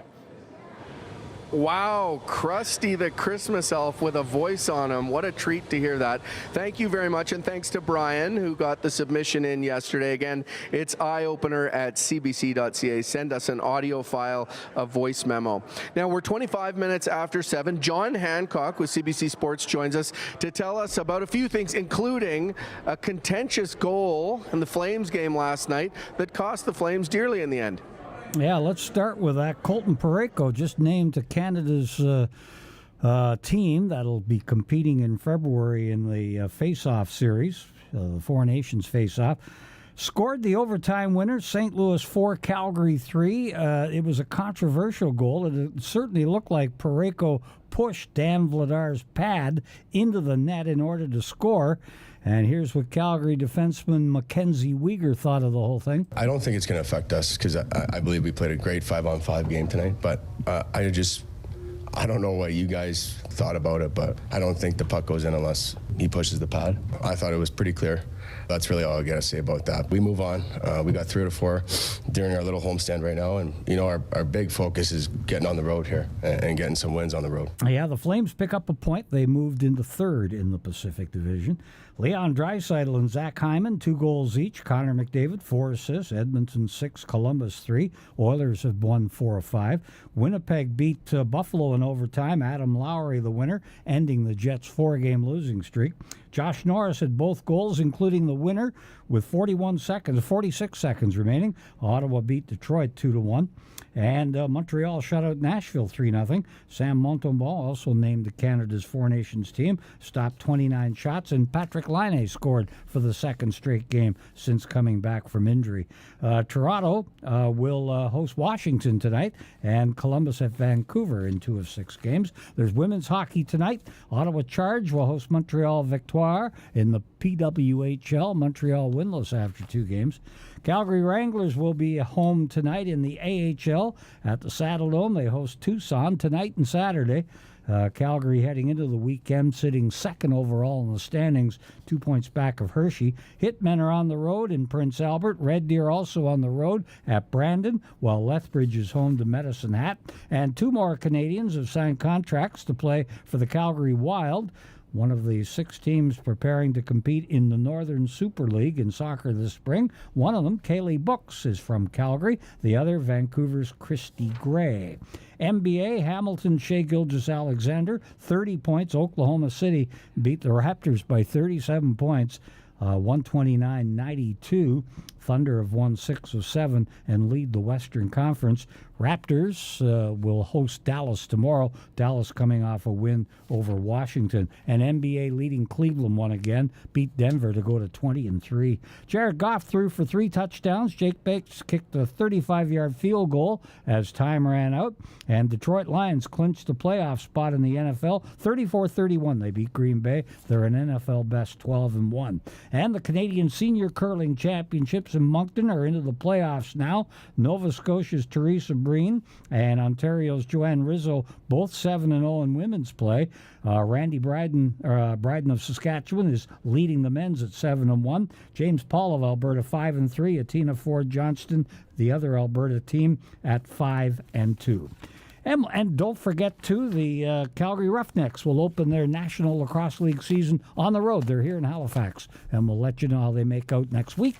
And I'll send it back to the gang at the coffee meeting. The coffee meeting. Thank you very much, John Hancock. We'll talk to you Monday. Now, we are at a coffee meeting, as John calls it. We're at the Fratello Coffee Roasters. We're broadcasting remotely. We've got something special after the news. Stick around. We're diving into our Make the Season Kind campaign, and we will have our first donor join us, so that'll be special. Angela Knight, hi. We certainly made some good money this morning with all of the coffee sales. And again, thanks to everybody who was here at 5 a.m. People showed up at 5 a.m. Hugh was the first one here. So thanks to Hugh, thanks to everybody who came by. Your next chance to buy the coffee will be next week at the Analog in Mahogany in Westman Village. So that's where we'll be next Thursday for the coffee. Traffic this morning, still that incident, southbound Deerfoot Trail as you're approaching McKnight Boulevard. As far as we know, there are still emergency crews on the scene, so there's still a bit of a delay through there. If you spot a problem, please let me know. It's either pound or star 1010. And what a mild morning. I think that's also, we saw so many people here. It was easy to get to. We're at 9 degrees. We've exceeded our high, which was supposed to be 8. So 9 degrees right now at 7:30. This is CBC News. Good morning. I'm Jocelyn Kozak. A niche magazine focused on municipal affairs has named Calgary's Jyoti Gondek as Canada's Mayor of the Year. The Ontario-based Municipal World magazine says Gondek's leadership during June's water main crisis solidified her as their choice for their first Mayor of the Year award. The award comes as polls have shown the mayor is struggling with her approval ratings. Gondek says she was surprised to learn about the honour. They felt a need to start this type of recognition. And I was incredibly honored to know that I was the first one. And I have to say, this is a reflection of the city. This award isn't just about me. It's the fact that people are sitting up and taking notice of Calgary. The magazine's executive editor says Gondek was selected for the award before she announced she would run again next year. Greg Crone says the mayor's handling of the water situation brought her to national attention and adds they were well aware of her controversies. A Law Society of Alberta disciplinary panel has fined a former Alberta Justice Minister. The panel has also issued a reprimand to Jonathan Dennis. Dayton Patterson reports. The disciplinary panel agreed with a joint submission Thursday brought forward by Dennis's attorney and counsel for the Law Society. It outlined that Dennis would be reprimanded for his professional misconduct and pay a $5,000 fine. Dennis served as the Alberta Justice Minister from 2012 to 2015 before founding a law firm. The charges stem from 2 incidents. In 2021, Dennis was found to have threatened a woman with whom his client had had an affair, and a year earlier, he breached conflict of interest. That issue was around a car crash involving 2 female teens in a Canadian Pacific vehicle. Dennis was set to aid the teens in a joint lawsuit against CP. The family of the driver believed Dennis was their lawyer until he served them with a lawsuit on behalf of the passenger. The counselor for the Law Society is seeking an additional $26,000 in costs from Dennis, and that's where the two attorneys disagreed. The panel has chosen to reserve its decision on costs for a future date. Dane Patterson, CBC News, Calgary. Rocky View County and the City of Calgary have received approval for a joint industrial park rail hub just east of the city. The Prairie Economic Gateway is expected to create nearly 7,000 new jobs and pump more than $1.6 billion into the local economy. Rocky View County Reeve Crystal Kissel says the gateway shows Calgary and the county can work together to their mutual benefit. It's good for everyone. This is a really unique project, and, Rocky View County is pleased to be a part of it. Even though it's in Rocky View, it could have been an annexation, and we're pleased we're here. Kissel says the gateway positions the region to harness new economic opportunities and secure continental market access. Alberta teachers are worried about a new law that will require them to tell parents when a student asks to use a different name or pronoun. The legislature passed a bill this week saying the request should prompt a call to the student's family. Alberta Teachers Association President Jason Schilling says some teachers have said they will not comply. Schools are supposed to be safe, caring places for every kid who comes into that building, and teachers take that extremely seriously. So I've talked to some of my colleagues who have said, I'm not willing to do that. I'm not willing to put a student in jeopardy. I'm willing to work with that student to find them the resources that they need so that they can have this conversation with their family. A member of the public could file a complaint to the professional regulator if a teacher refuses to follow the law. In a statement, Alberta's education minister says students can have access to counseling before school staff tell their parents. The new rules take effect next September. Staff at the Red Deer Food Bank are getting innovative to keep up with inflation and demand for their services. They've started growing their own fruits and vegetables. Emily Fitzpatrick has more. Inside the Red Deer Food Bank, hundreds of tomato plants are growing from black PVC pipes. Down the hall in a sea can turned hydroponic grow room, romaine lettuce is ready for harvest. Executive Director Mitch Thompson says their massive indoor garden will help feed clients year-round. We'll grow over 1 million cherry tomatoes in this space. Each week, a different crop of cherry tomatoes will be produced, and it'll allow us to create 68,000 packages of 15 cherry tomatoes. Food Bank horticulturist Samantha Peterson says they're also planning to grow mushrooms, microgreens, and strawberries. It's essential to have nutritious food in your life, and some people can't access that, and I find that really frustrating. This homegrown solution will help the food bank include fresh produce and hampers going to more than 70,000 households throughout the region.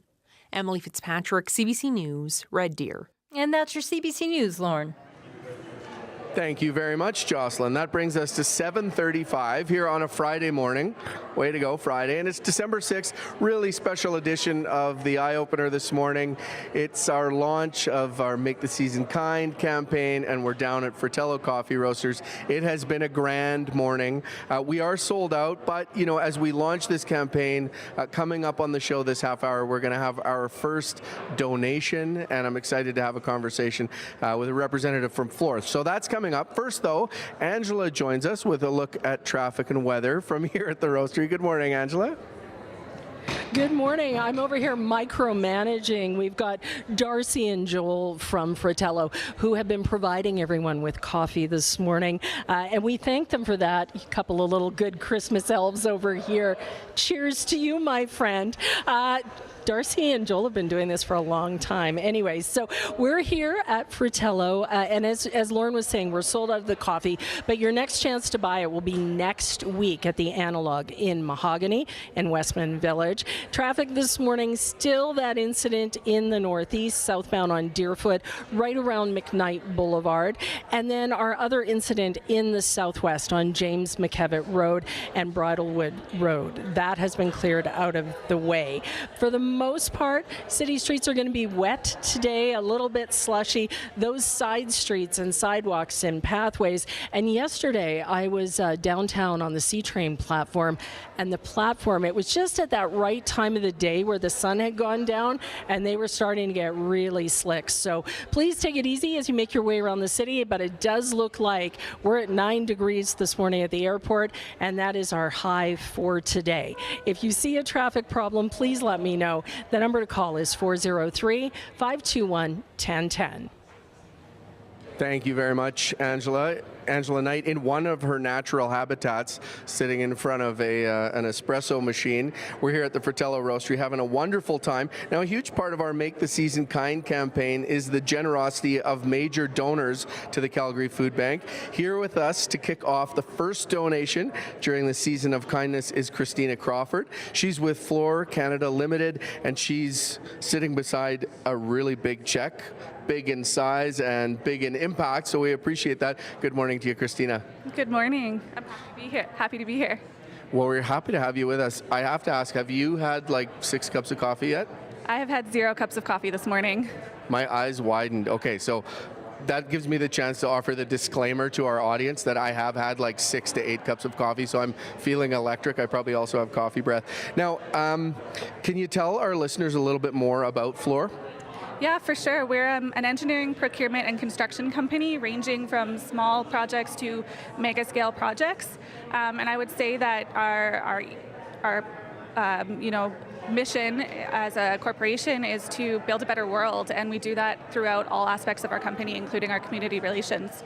Yeah, so on the community relations front, tell us a little bit about the work you've done over the years with the Calgary Food Bank. Yeah, with the Calgary Food Bank, we've had a really long-standing relationship with them, and we've done everything from donations to volunteerism. We've done campaigns with Put the Boots to Hunger, Construction. We've always had a really big turnout at Construction, building the visuals there. And this year we were able to donate to the Calgary Food Bank again as usual, and we're really happy to be able to support all the Calgarians that utilize the Calgary Food Bank at this time of year.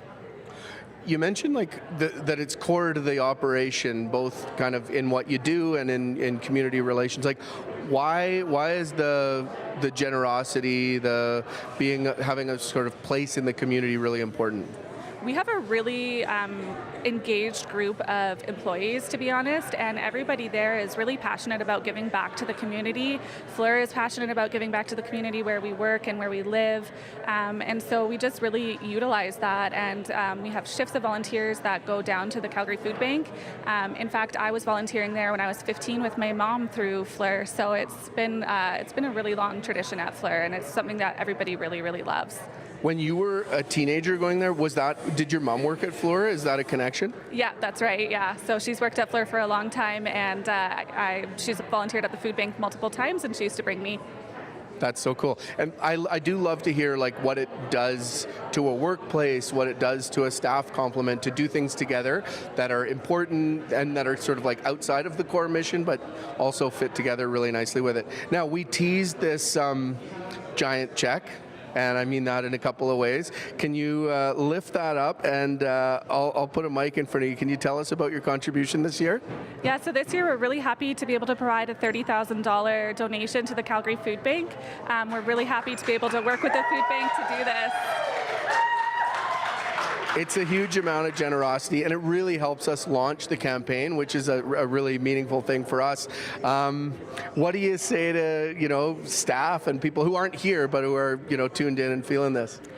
Just that we really hope it inspires other people to give, especially at this time of year, and to the food bank that has such a huge impact on all Calgarians. And we're just really thankful that we're able to do this year. We are very grateful, and I'm glad you mentioned, hey, we hope it inspires other people. So this is indeed the start of something, and I'm really grateful for the contribution, also to get to talk with you this morning. Thank you very much. Thank you so much. That was Christina Crawford with Fleur Canada, and my goodness, a $30,000 check. So that is the beginning of something. It is the beginning of something special. And so, like Christina said, we hope it inspires others. And we're 19 minutes to 8. The last time we heard from Angela Knight, she was in her natural habitat in the cafe part. Now she's hanging out with some people. Hi, Angela. Hello. Yes, and there's nothing like the sight of a very large check to warm my heart on a Friday morning, for sure. Thank you so much for that donation. We're here at Fratello Roastery, and we're at 9th Street in the Southeast, 4021. Why did everybody go so quiet when I started to talk? It was so strange. We are still keeping an eye on traffic this morning, and it looks like we have a new incident that's happened. This one is southbound on Memorial Drive, on 36th Street at Memorial Drive, southbound. There's a collision there, and we're starting to see actually slowdowns in all directions, so emergency crews are on the scene. The other spot where we were seeing delays is in the northeast, southbound on Deerfoot at McKnight, but it does not look like we're seeing big delays there, so either that is completely cleared or at least they pulled everything over to the shoulder. It's going to be another wet commute, no matter how you're commuting this morning. 9 degrees is where we're sitting already, and that has exceeded our high. We were only supposed to get to 8 degrees. So we'll see what the rest of the day brings, but we do have Chinook winds this morning, anywhere from 20 to 40, maybe bumping up to 50 kilometers per hour, and then they diminish through the afternoon.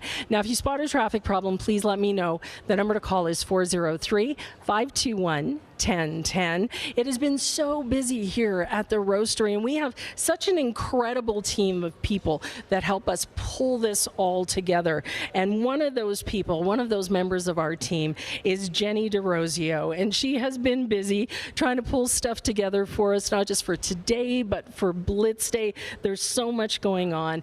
And good morning, Jenny DeRosio. Good morning, Angela Knight. So nice to see you here. You have been busy putting things together. Tell us about all the things that are going on with this campaign, because there's lots of moving pieces. There are a lot of moving pieces. One of the most exciting ones that I like doing is the Kindness campaign, because you just get to hear from real Calgarians about things they're doing and people they want to shout out. So that's why I'm actually here today, is to talk about that campaign, and I've got these two lovely assistants with me, but we'll get to that in a second. So of course I'm producing for the Blitz Day, and we're going to have some special guests for that, so just stay tuned for December 19th for all of the shows, but of course I'm biased because I work on the Eyeopener. Yes, but yeah, running around like a little Christmas elf with my big long list. It's written on parchment, of course, and I mark it off with ink. All right, let's talk about the Kindness campaign, because I love it too, and of course we call it Make the Season Kind. Tell us how it works. What are we asking people to do?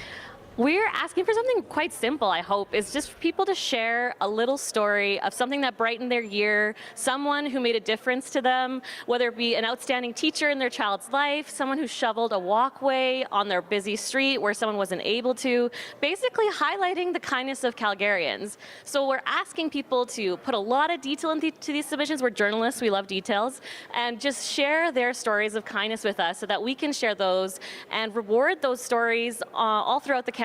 It's called Make the Season Kind, and we want to make the season kind with your stories.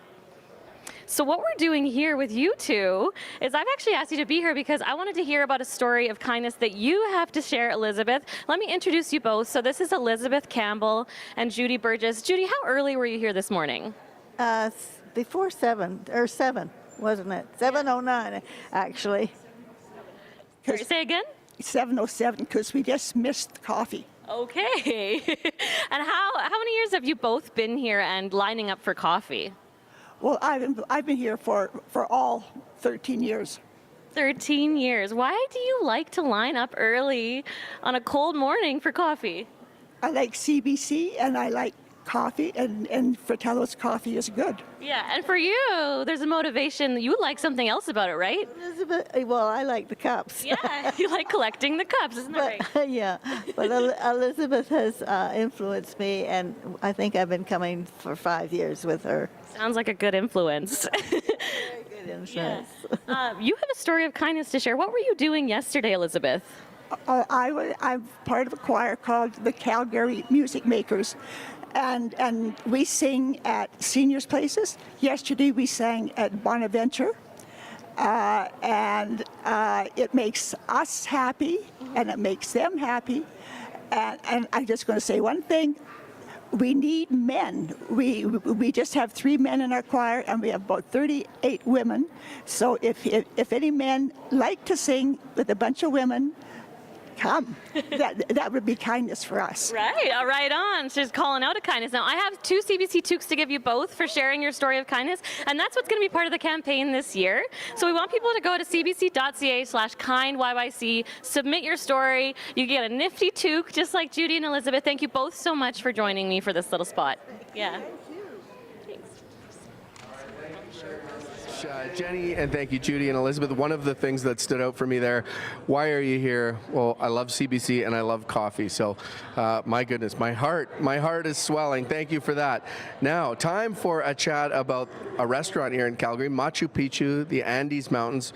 Peru is known for some truly global and magical treasures. And now here in the city, a taste of Peru is on the menu at a restaurant called Sumac in the Beltline. Our restaurant critic, Elizabeth Carson, gave it a whirl recently, and she joins us now at the Coffee Roastery. Good morning. Hey, good morning. Okay, I just have to say, I'm so bummed.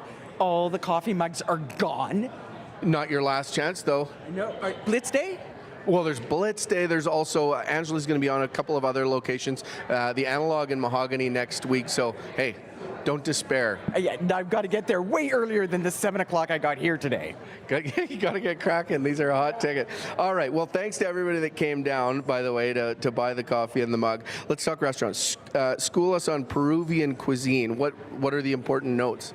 So, biodiversity and immigration, absolutely play key roles in this. Peru gave us tomatoes, potatoes. They have hundreds of different kinds of potatoes there, and modern corn and chilies. It's actually an amazing all-star lineup of what we now consider the basics of our pantry. And our pantry around the world, Peru punches way above its weight as to what it's given the world. And then 200 years ago, Peru gained independence from Spain, and they began welcoming immigrant workers from around the world.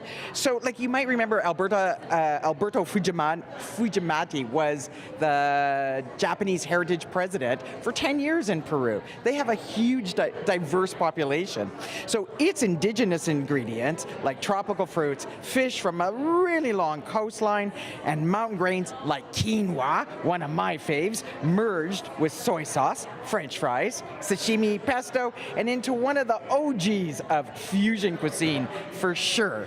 2 more little factoids. Peru is the birthplace of ceviche, and this year on the list that counts, Central, a restaurant in Lima, Peru, came out on top as the world's best restaurant. Holy Dino. Okay, so I love the story of influences and what can be sourced there. So how well does Sumac represent all that variety? Yeah, so it gets you in the mood as soon as you walk through the door. There's brightly colored yarn pom-poms that hang down from the ceiling above, down a very long restaurant. Peruvian beaded strands decorate one wall, and on the opposite wall there's woven baskets and mirrors, and on their wooden tables at each place setting there's a jewel-toned paper napkin filled with your cutlery, and it's tied with a brightly colored piece of yarn. It's such a quaint, lovely touch. I can't believe how much time this must take them to do. So it's like, overall, it's like a jaunty, rainbow, fun space, a complete juxtaposition of our gray and white winter here. Yeah, okay, well, I'll take that juxtaposition any day.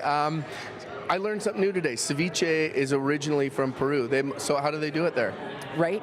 So Sumac ceviche combines all the traditional Peruvian elements, which is a bit different than the Mexican ceviche that we're more used to. So it's got the lime and salt-cured fish, slivered raw onion, but then they also add sweet potato and their crunchy corn, and their corn kernels are much larger, like they're balloon size compared to our corn kernels. It's pleasant, it's got a great hit of lime, they've got fried calamari rings that are tender and lightly dusted with batter on top. The corn and potato add texture and a touch of sweetness. Team it up with their cassava fries and spicy sauce. It's a solid pairing to start with.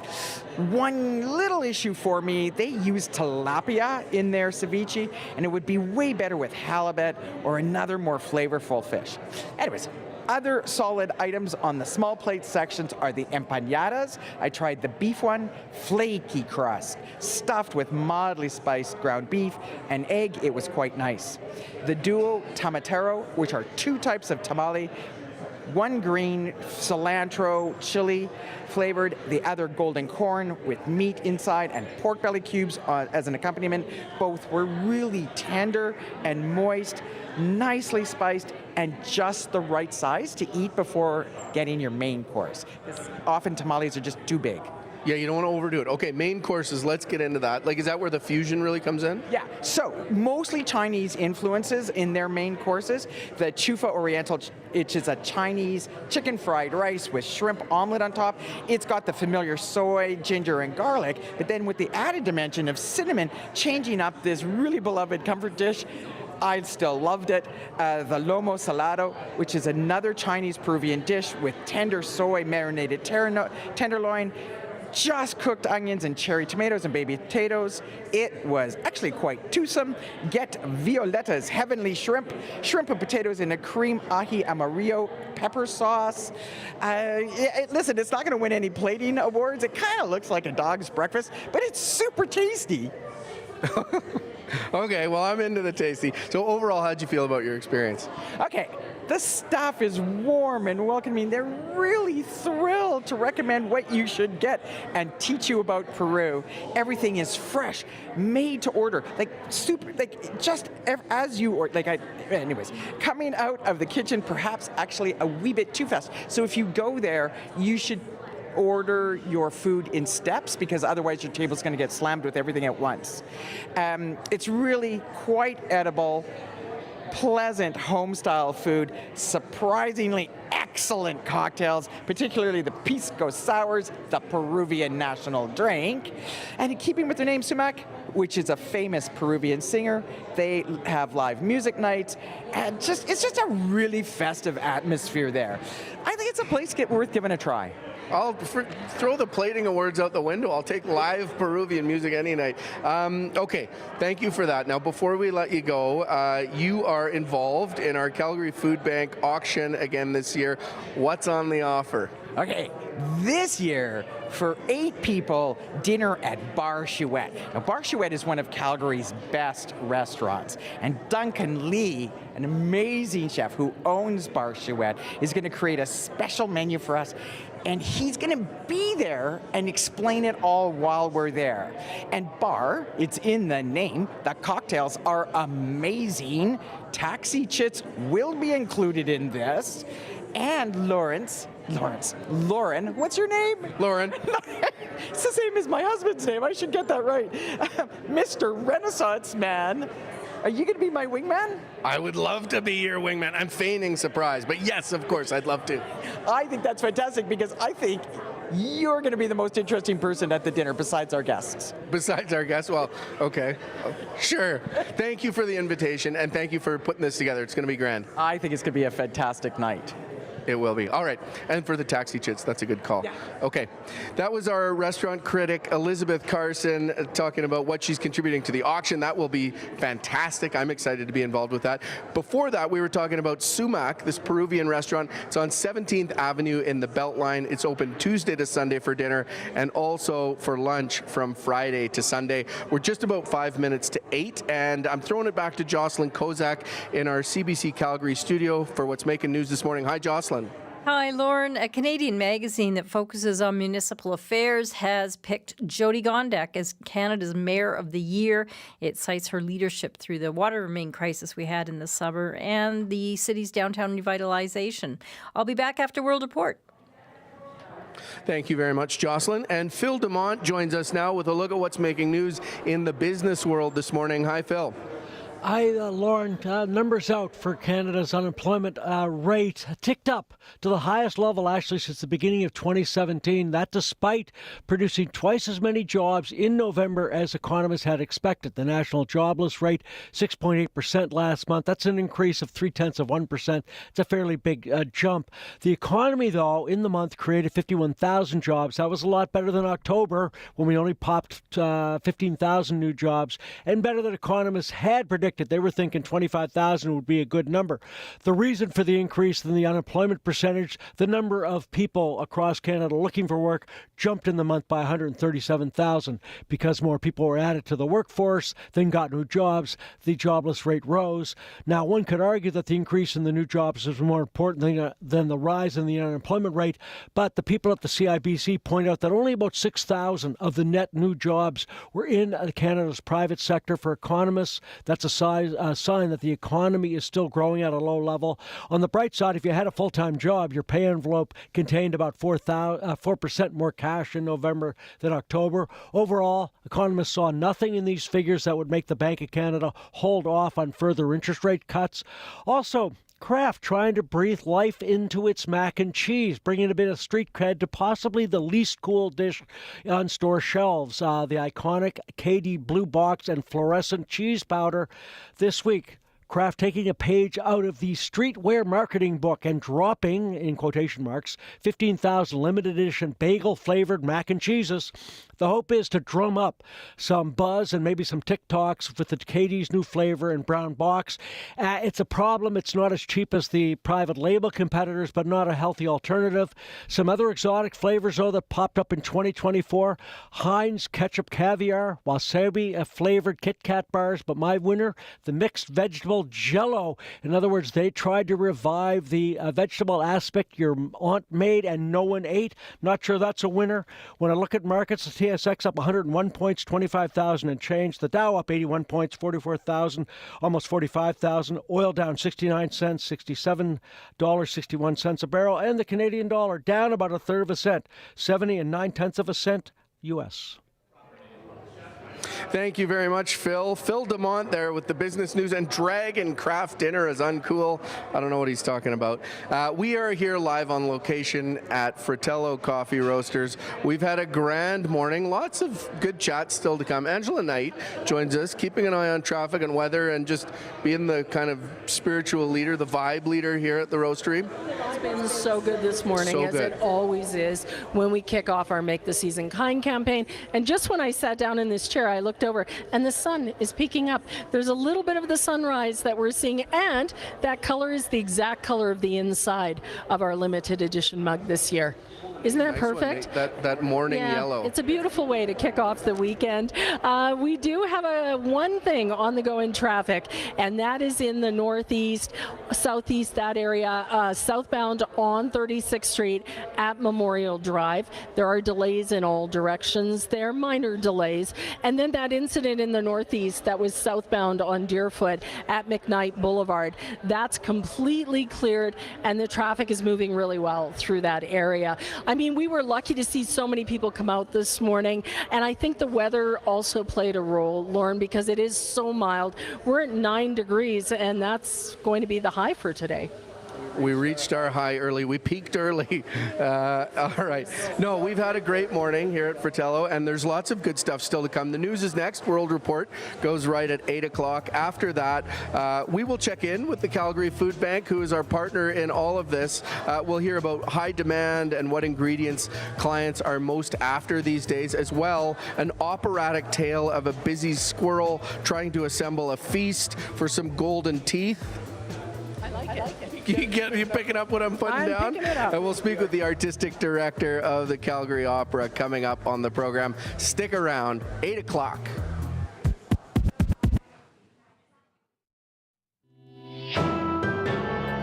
This is World Report. Good morning, I'm Stephanie Skandaris. Statistics Canada has just released its latest jobs report. It shows Canada's unemployment rate jumped to 6.8% in November. That's up from 6.5% the month before. While the economy grew by more than 50,000 jobs, more people were looking for work. CBC's senior business correspondent Peter Armstrong explains what the numbers mean. The unemployment rate tells the whole story here. Outside of COVID, this is the highest unemployment rate we've seen in nearly 8 years. If you go back to April of 2023, the rate is up 1.7 percentage points in that period alone. So these statistics simply wash out what would have otherwise been a pretty good set of gains. 51,000 jobs, mostly full-time, across a broad swath of categories. Total hours worked were up. Wages climbed as well, though Wage gains are slowing, which is something experts wanted to see as inflation has cooled as well. But overall, this paints the picture of an economy that's struggling and one that probably needs a boost to get out of the ditch. The Bank of Canada was waiting for these numbers to decide what it will do about interest rates. It meets again next week. And the question going into that was whether the Bank of Canada would cut rates by 25 basis points or 50. A lot of people will be looking at that unemployment rate today with a sense of where the Bank of Canada will be focused next week. Peter Armstrong, CBC News, Toronto. Conservative MP Michelle Rempel-Garner may be the next person called before Parliament's National Security Committee to testify about possible Indian interference in the last Conservative leadership race. Rempel-Garner was Patrick Brown's campaign chair for part of that race, and the committee heard from him yesterday. Janice McGregor is in our parliamentary bureau. Janice, despite saying he had no evidence to contribute, Patrick Brown had quite a bit to say yesterday, right? Yeah, sure did, Stephanie. It was clear that Brown knew the Indian consulate was unhappy with what he was saying and doing in support of the Sikh community. Not only was he hearing about it indirectly, he was finding himself uninvited to a key event. And the Consul General phoned his campaign chair directly. But rather than tell these meddling diplomats to mind their own business, the pressure worked. Brown changed his language to no longer refer to a Sikh nation. And in this exchange with a Liberal MP, he acknowledged that some of his volunteers were under a lot of pressure. I think the relationship with the Consul Generals is important for diaspora communities because of the ability to quickly access visas to visit your home country. And so that importance would be an implied threat that if a Consul General is unhappy and upset, to support a candidate that has made the Indian government upset could in fact implicate or affect a visa application. I think that's something that some members of the community would be concerned about.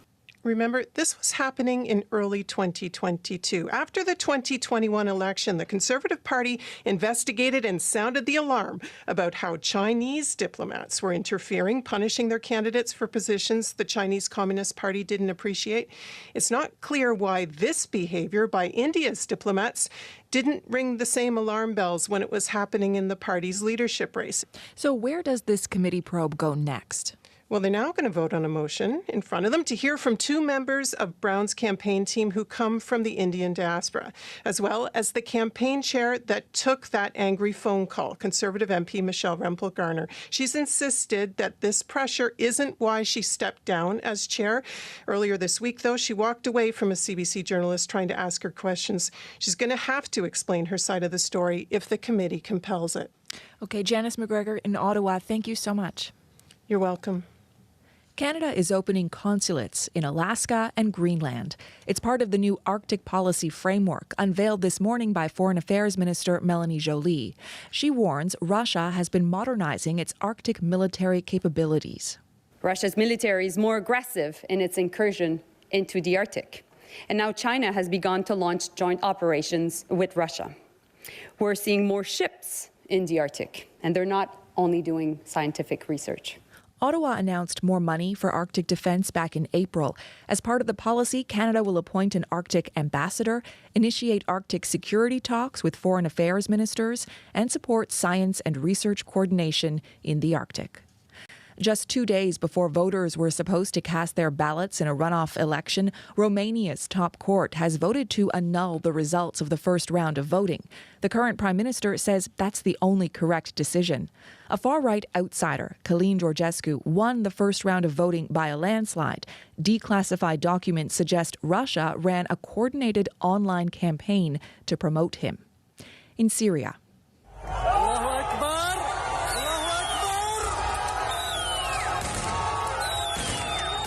people cheer and fire their guns toward the sky as a statue of President Bashar al-Assad's father is toppled in Hama. Rebel forces took control of that city yesterday. Now they are pushing their way towards Homs.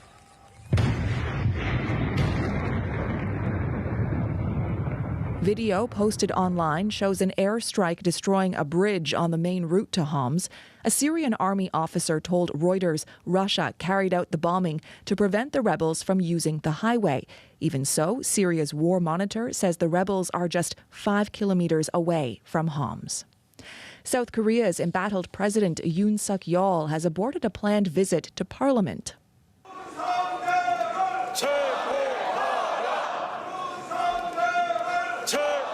Lawmakers awaiting Yoon's arrival hold a protest inside the building, chanting "Arrest the criminal." Reports had said Yoon was coming to apologize for his ill-fated attempt to impose martial law.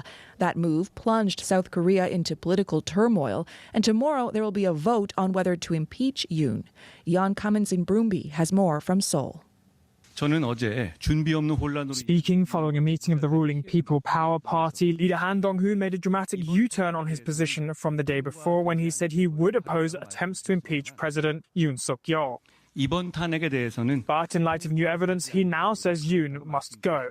Han is also warning that if Yoon remains, there's a high risk a martial law order may be repeated. The development increases the chances Yoon will face an impeachment trial. Han's faction within the ruling party is made up of about 20 lawmakers, and that's enough to swing the impeachment bill against the president. Responding to the remarks, South Korea's newly appointed acting defense minister said talk of a second martial law is untrue, and in a media briefing said he would not obey any such declaration, even if it were repeated. Recent public opinion polling suggests Yoon's approval rating has dropped to just 16%, the lowest since he took office 2 years ago. The impeachment vote is scheduled for Saturday evening. Jan Cummins in Broomby for CBC News, Seoul. Joe Biden is expected to issue more pardons before the end of his presidency next month. And there's speculation in Washington he may use that power to protect some of Donald Trump's critics. The president-elect has vowed to take revenge on his political opponents once he's back in the Oval Office. But Biden may try to shield them before that. Richard Madden is following the story in Washington. Richard, what are you hearing? Yeah, the president's staff are reportedly debating whether to issue preemptive pardons to several current and former government officials who may be on Donald Trump's enemies list. Now, White House officials don't believe the recipients actually committed any crimes, but they're worried Trump may follow through on his vows to seek revenge against his critics. And some of the names being floated are Dr. Anthony Fauci, who's been a target by the far right for his advice during the COVID outbreak. Outgoing special counsel Jack Smith, who indicted Trump for trying to overturn the 2020 election, and former Republican Congresswoman Liz Cheney, who co-chaired the January 6 House Committee investigating Trump's role in the deadly Capitol attacks. South Carolina Democrat Jim Clyburn is among the voices supporting this unprecedented action. I think that they all should be preemptively pardoned because I think there are people who Trump may bring into this government who will go after these people in a serious way, and there's no need to subject them to that. Now, if President Biden follows through, it would be a first for a president to issue mass pardons of government officials to protect them from retribution by his successor. And how would preemptive pardons even work? Yeah, so this idea is reportedly for Biden to essentially clear them for theoretical crimes covering several years, which would blunt the incoming administration from going after them. Because as we've seen, federal investigations can drag on for months, if not years, costing people a fortune in legal fees and destroying their career prospects, even if no charges were found. Now, this plan is reportedly still at the staff level, and Biden himself has not made a final decision. Okay, Richard Madden in Washington, thank you. You bet.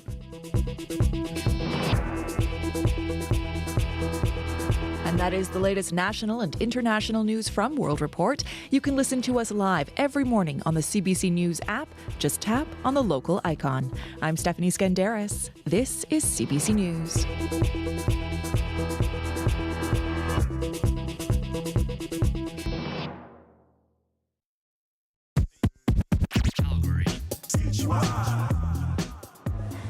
Very good Friday morning to you. Thank you for joining us here on the Calgary Eyeopener. I'm Lauren McGinnis. Special show today. We're on location at Fratello Coffee Roasters, launching our Make the Season Kind campaign.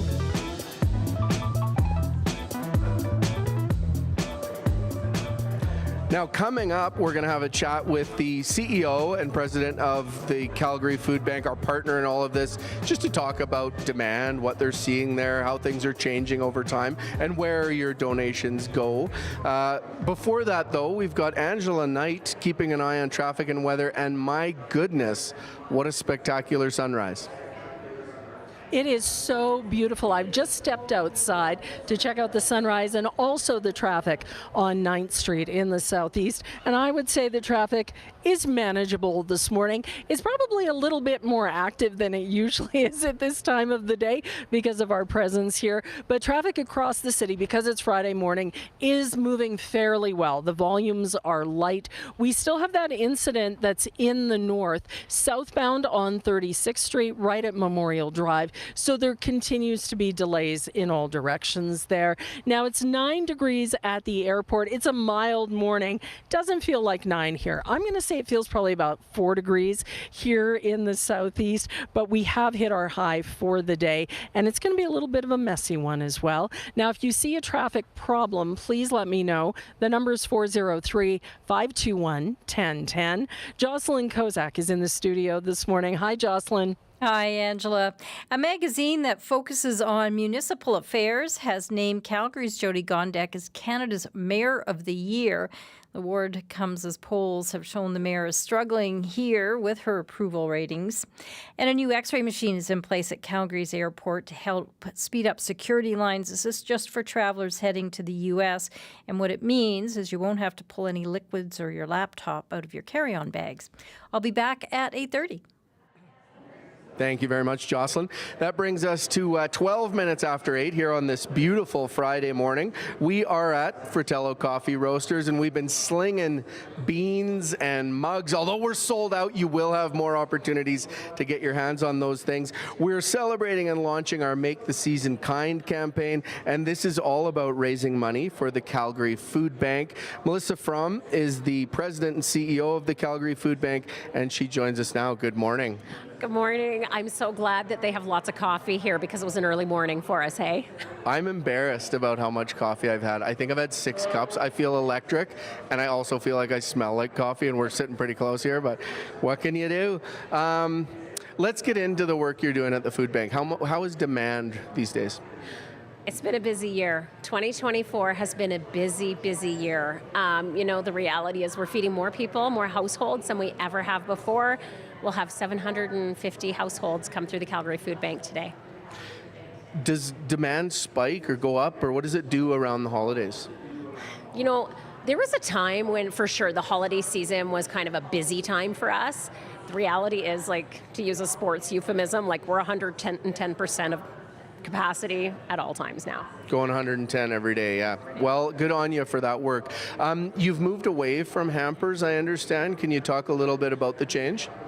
Yeah, you have kids, so you know the old, you get what you get, and you don't get upset, right? And that's what we say to our kids when we're buying them things. And at the food bank over the last 40 years, we've had a little bit of that model that, we put together these hampers, folks come to the food bank, and here's what you get. And about a month and a half ago, we were really proud to launch the country's first ever click and collect food bank model. And so when folks come to the Calgary Food Bank, they pull up in our parking lot or they come in off transit and they go through our app and they actually get to make food choices. They choose their proteins, they're choosing their dairies, they're choosing their grains, they're choosing the produce. We can meet their cultural needs better, we can meet their dietary needs better, and honestly, they can food plan a little bit. You want to make a beef stew, you're going to get some beef, some carrots, some potatoes, and they can sort of make sense of it for themselves and their households a little bit better. First in the country, that's really cool. So what has that system started to, what have you learned from it about what people want and the kind of cultural diversity of food bank users and all of that? We've learned a little bit about our most needed items. For years, you've seen those lists of what does the food bank need? We've been asking for a lot of peanut butter and canned beans. I'm going to level with you. People don't want canned beans. Some of our most asked for items, rice is huge. Flour, those small bags of flour, cooking oil, butter. People want to make their own food. They want to bake their own bread. Every culture has a different bread. You've got naan bread and sourdough bread and all. Folks want to make that culturally appropriate bread for themselves. And so it's starting to change what we're going to be asking for in the coming year when we talk about our most needed items. Okay, so what can you tell us too about who's using the food bank and how that has changed over time? Yeah, the demographics of who's actually showing up at the Calgary Food Bank.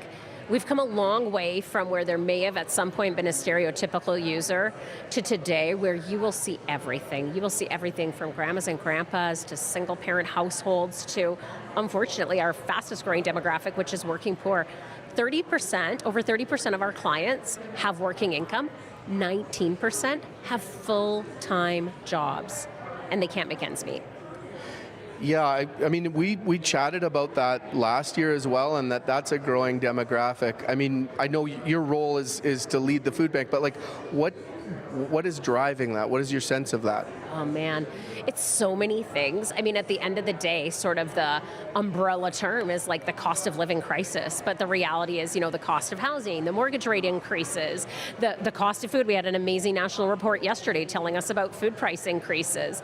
Everything's going up, going up, going up. And wages just aren't keeping pace to help people balance that budget.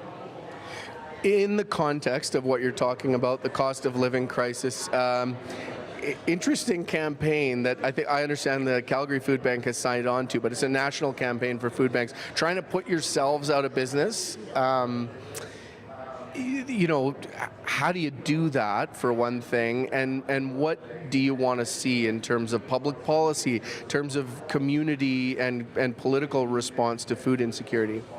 Yeah, that specific campaign, we're not a part of that.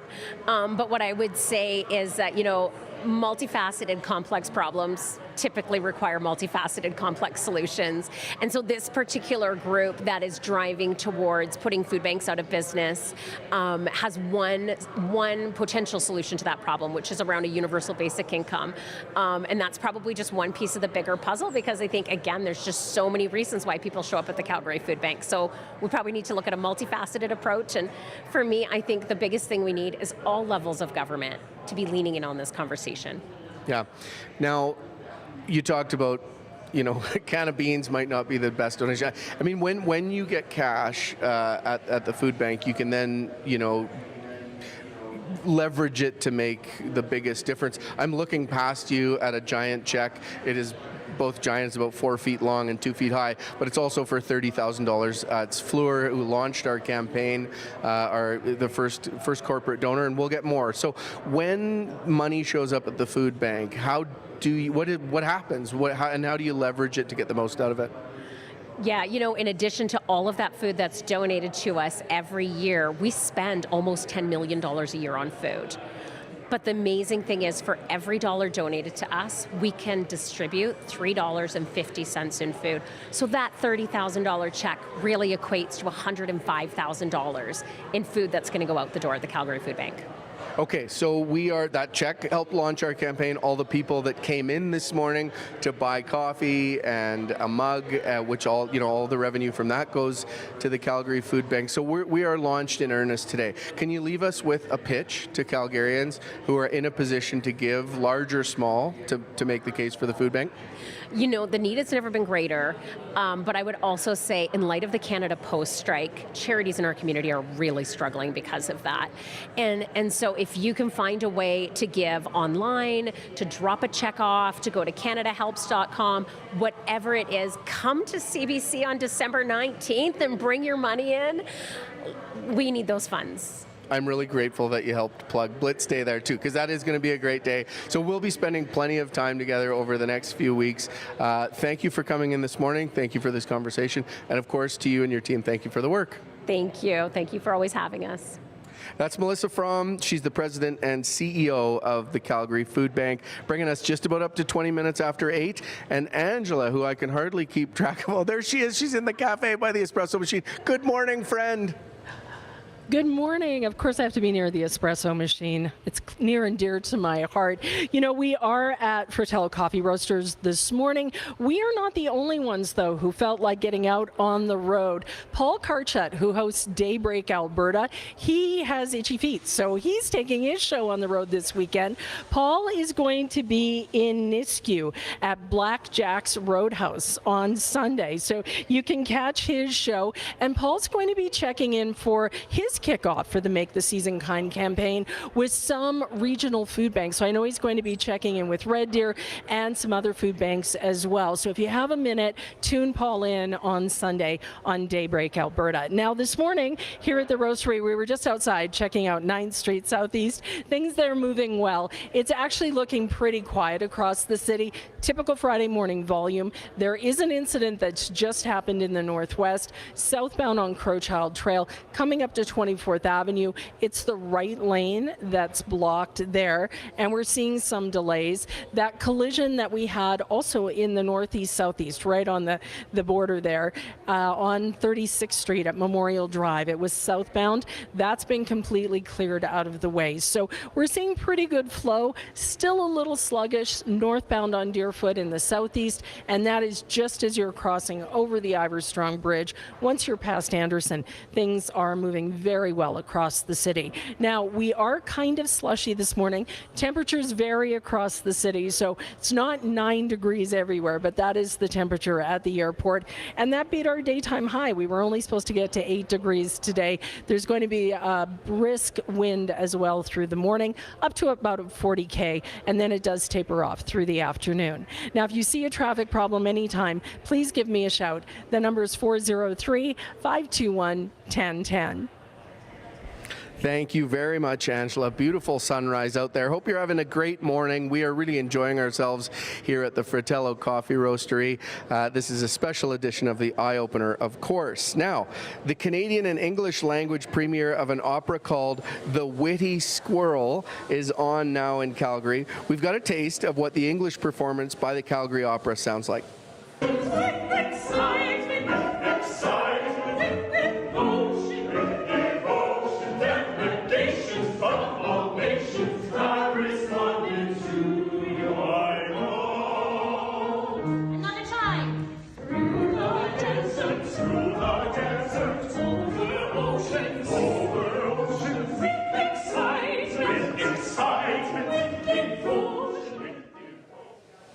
Now, the show follows the tale of a clever squirrel trying to win some golden teeth. It's also connected to the food bank.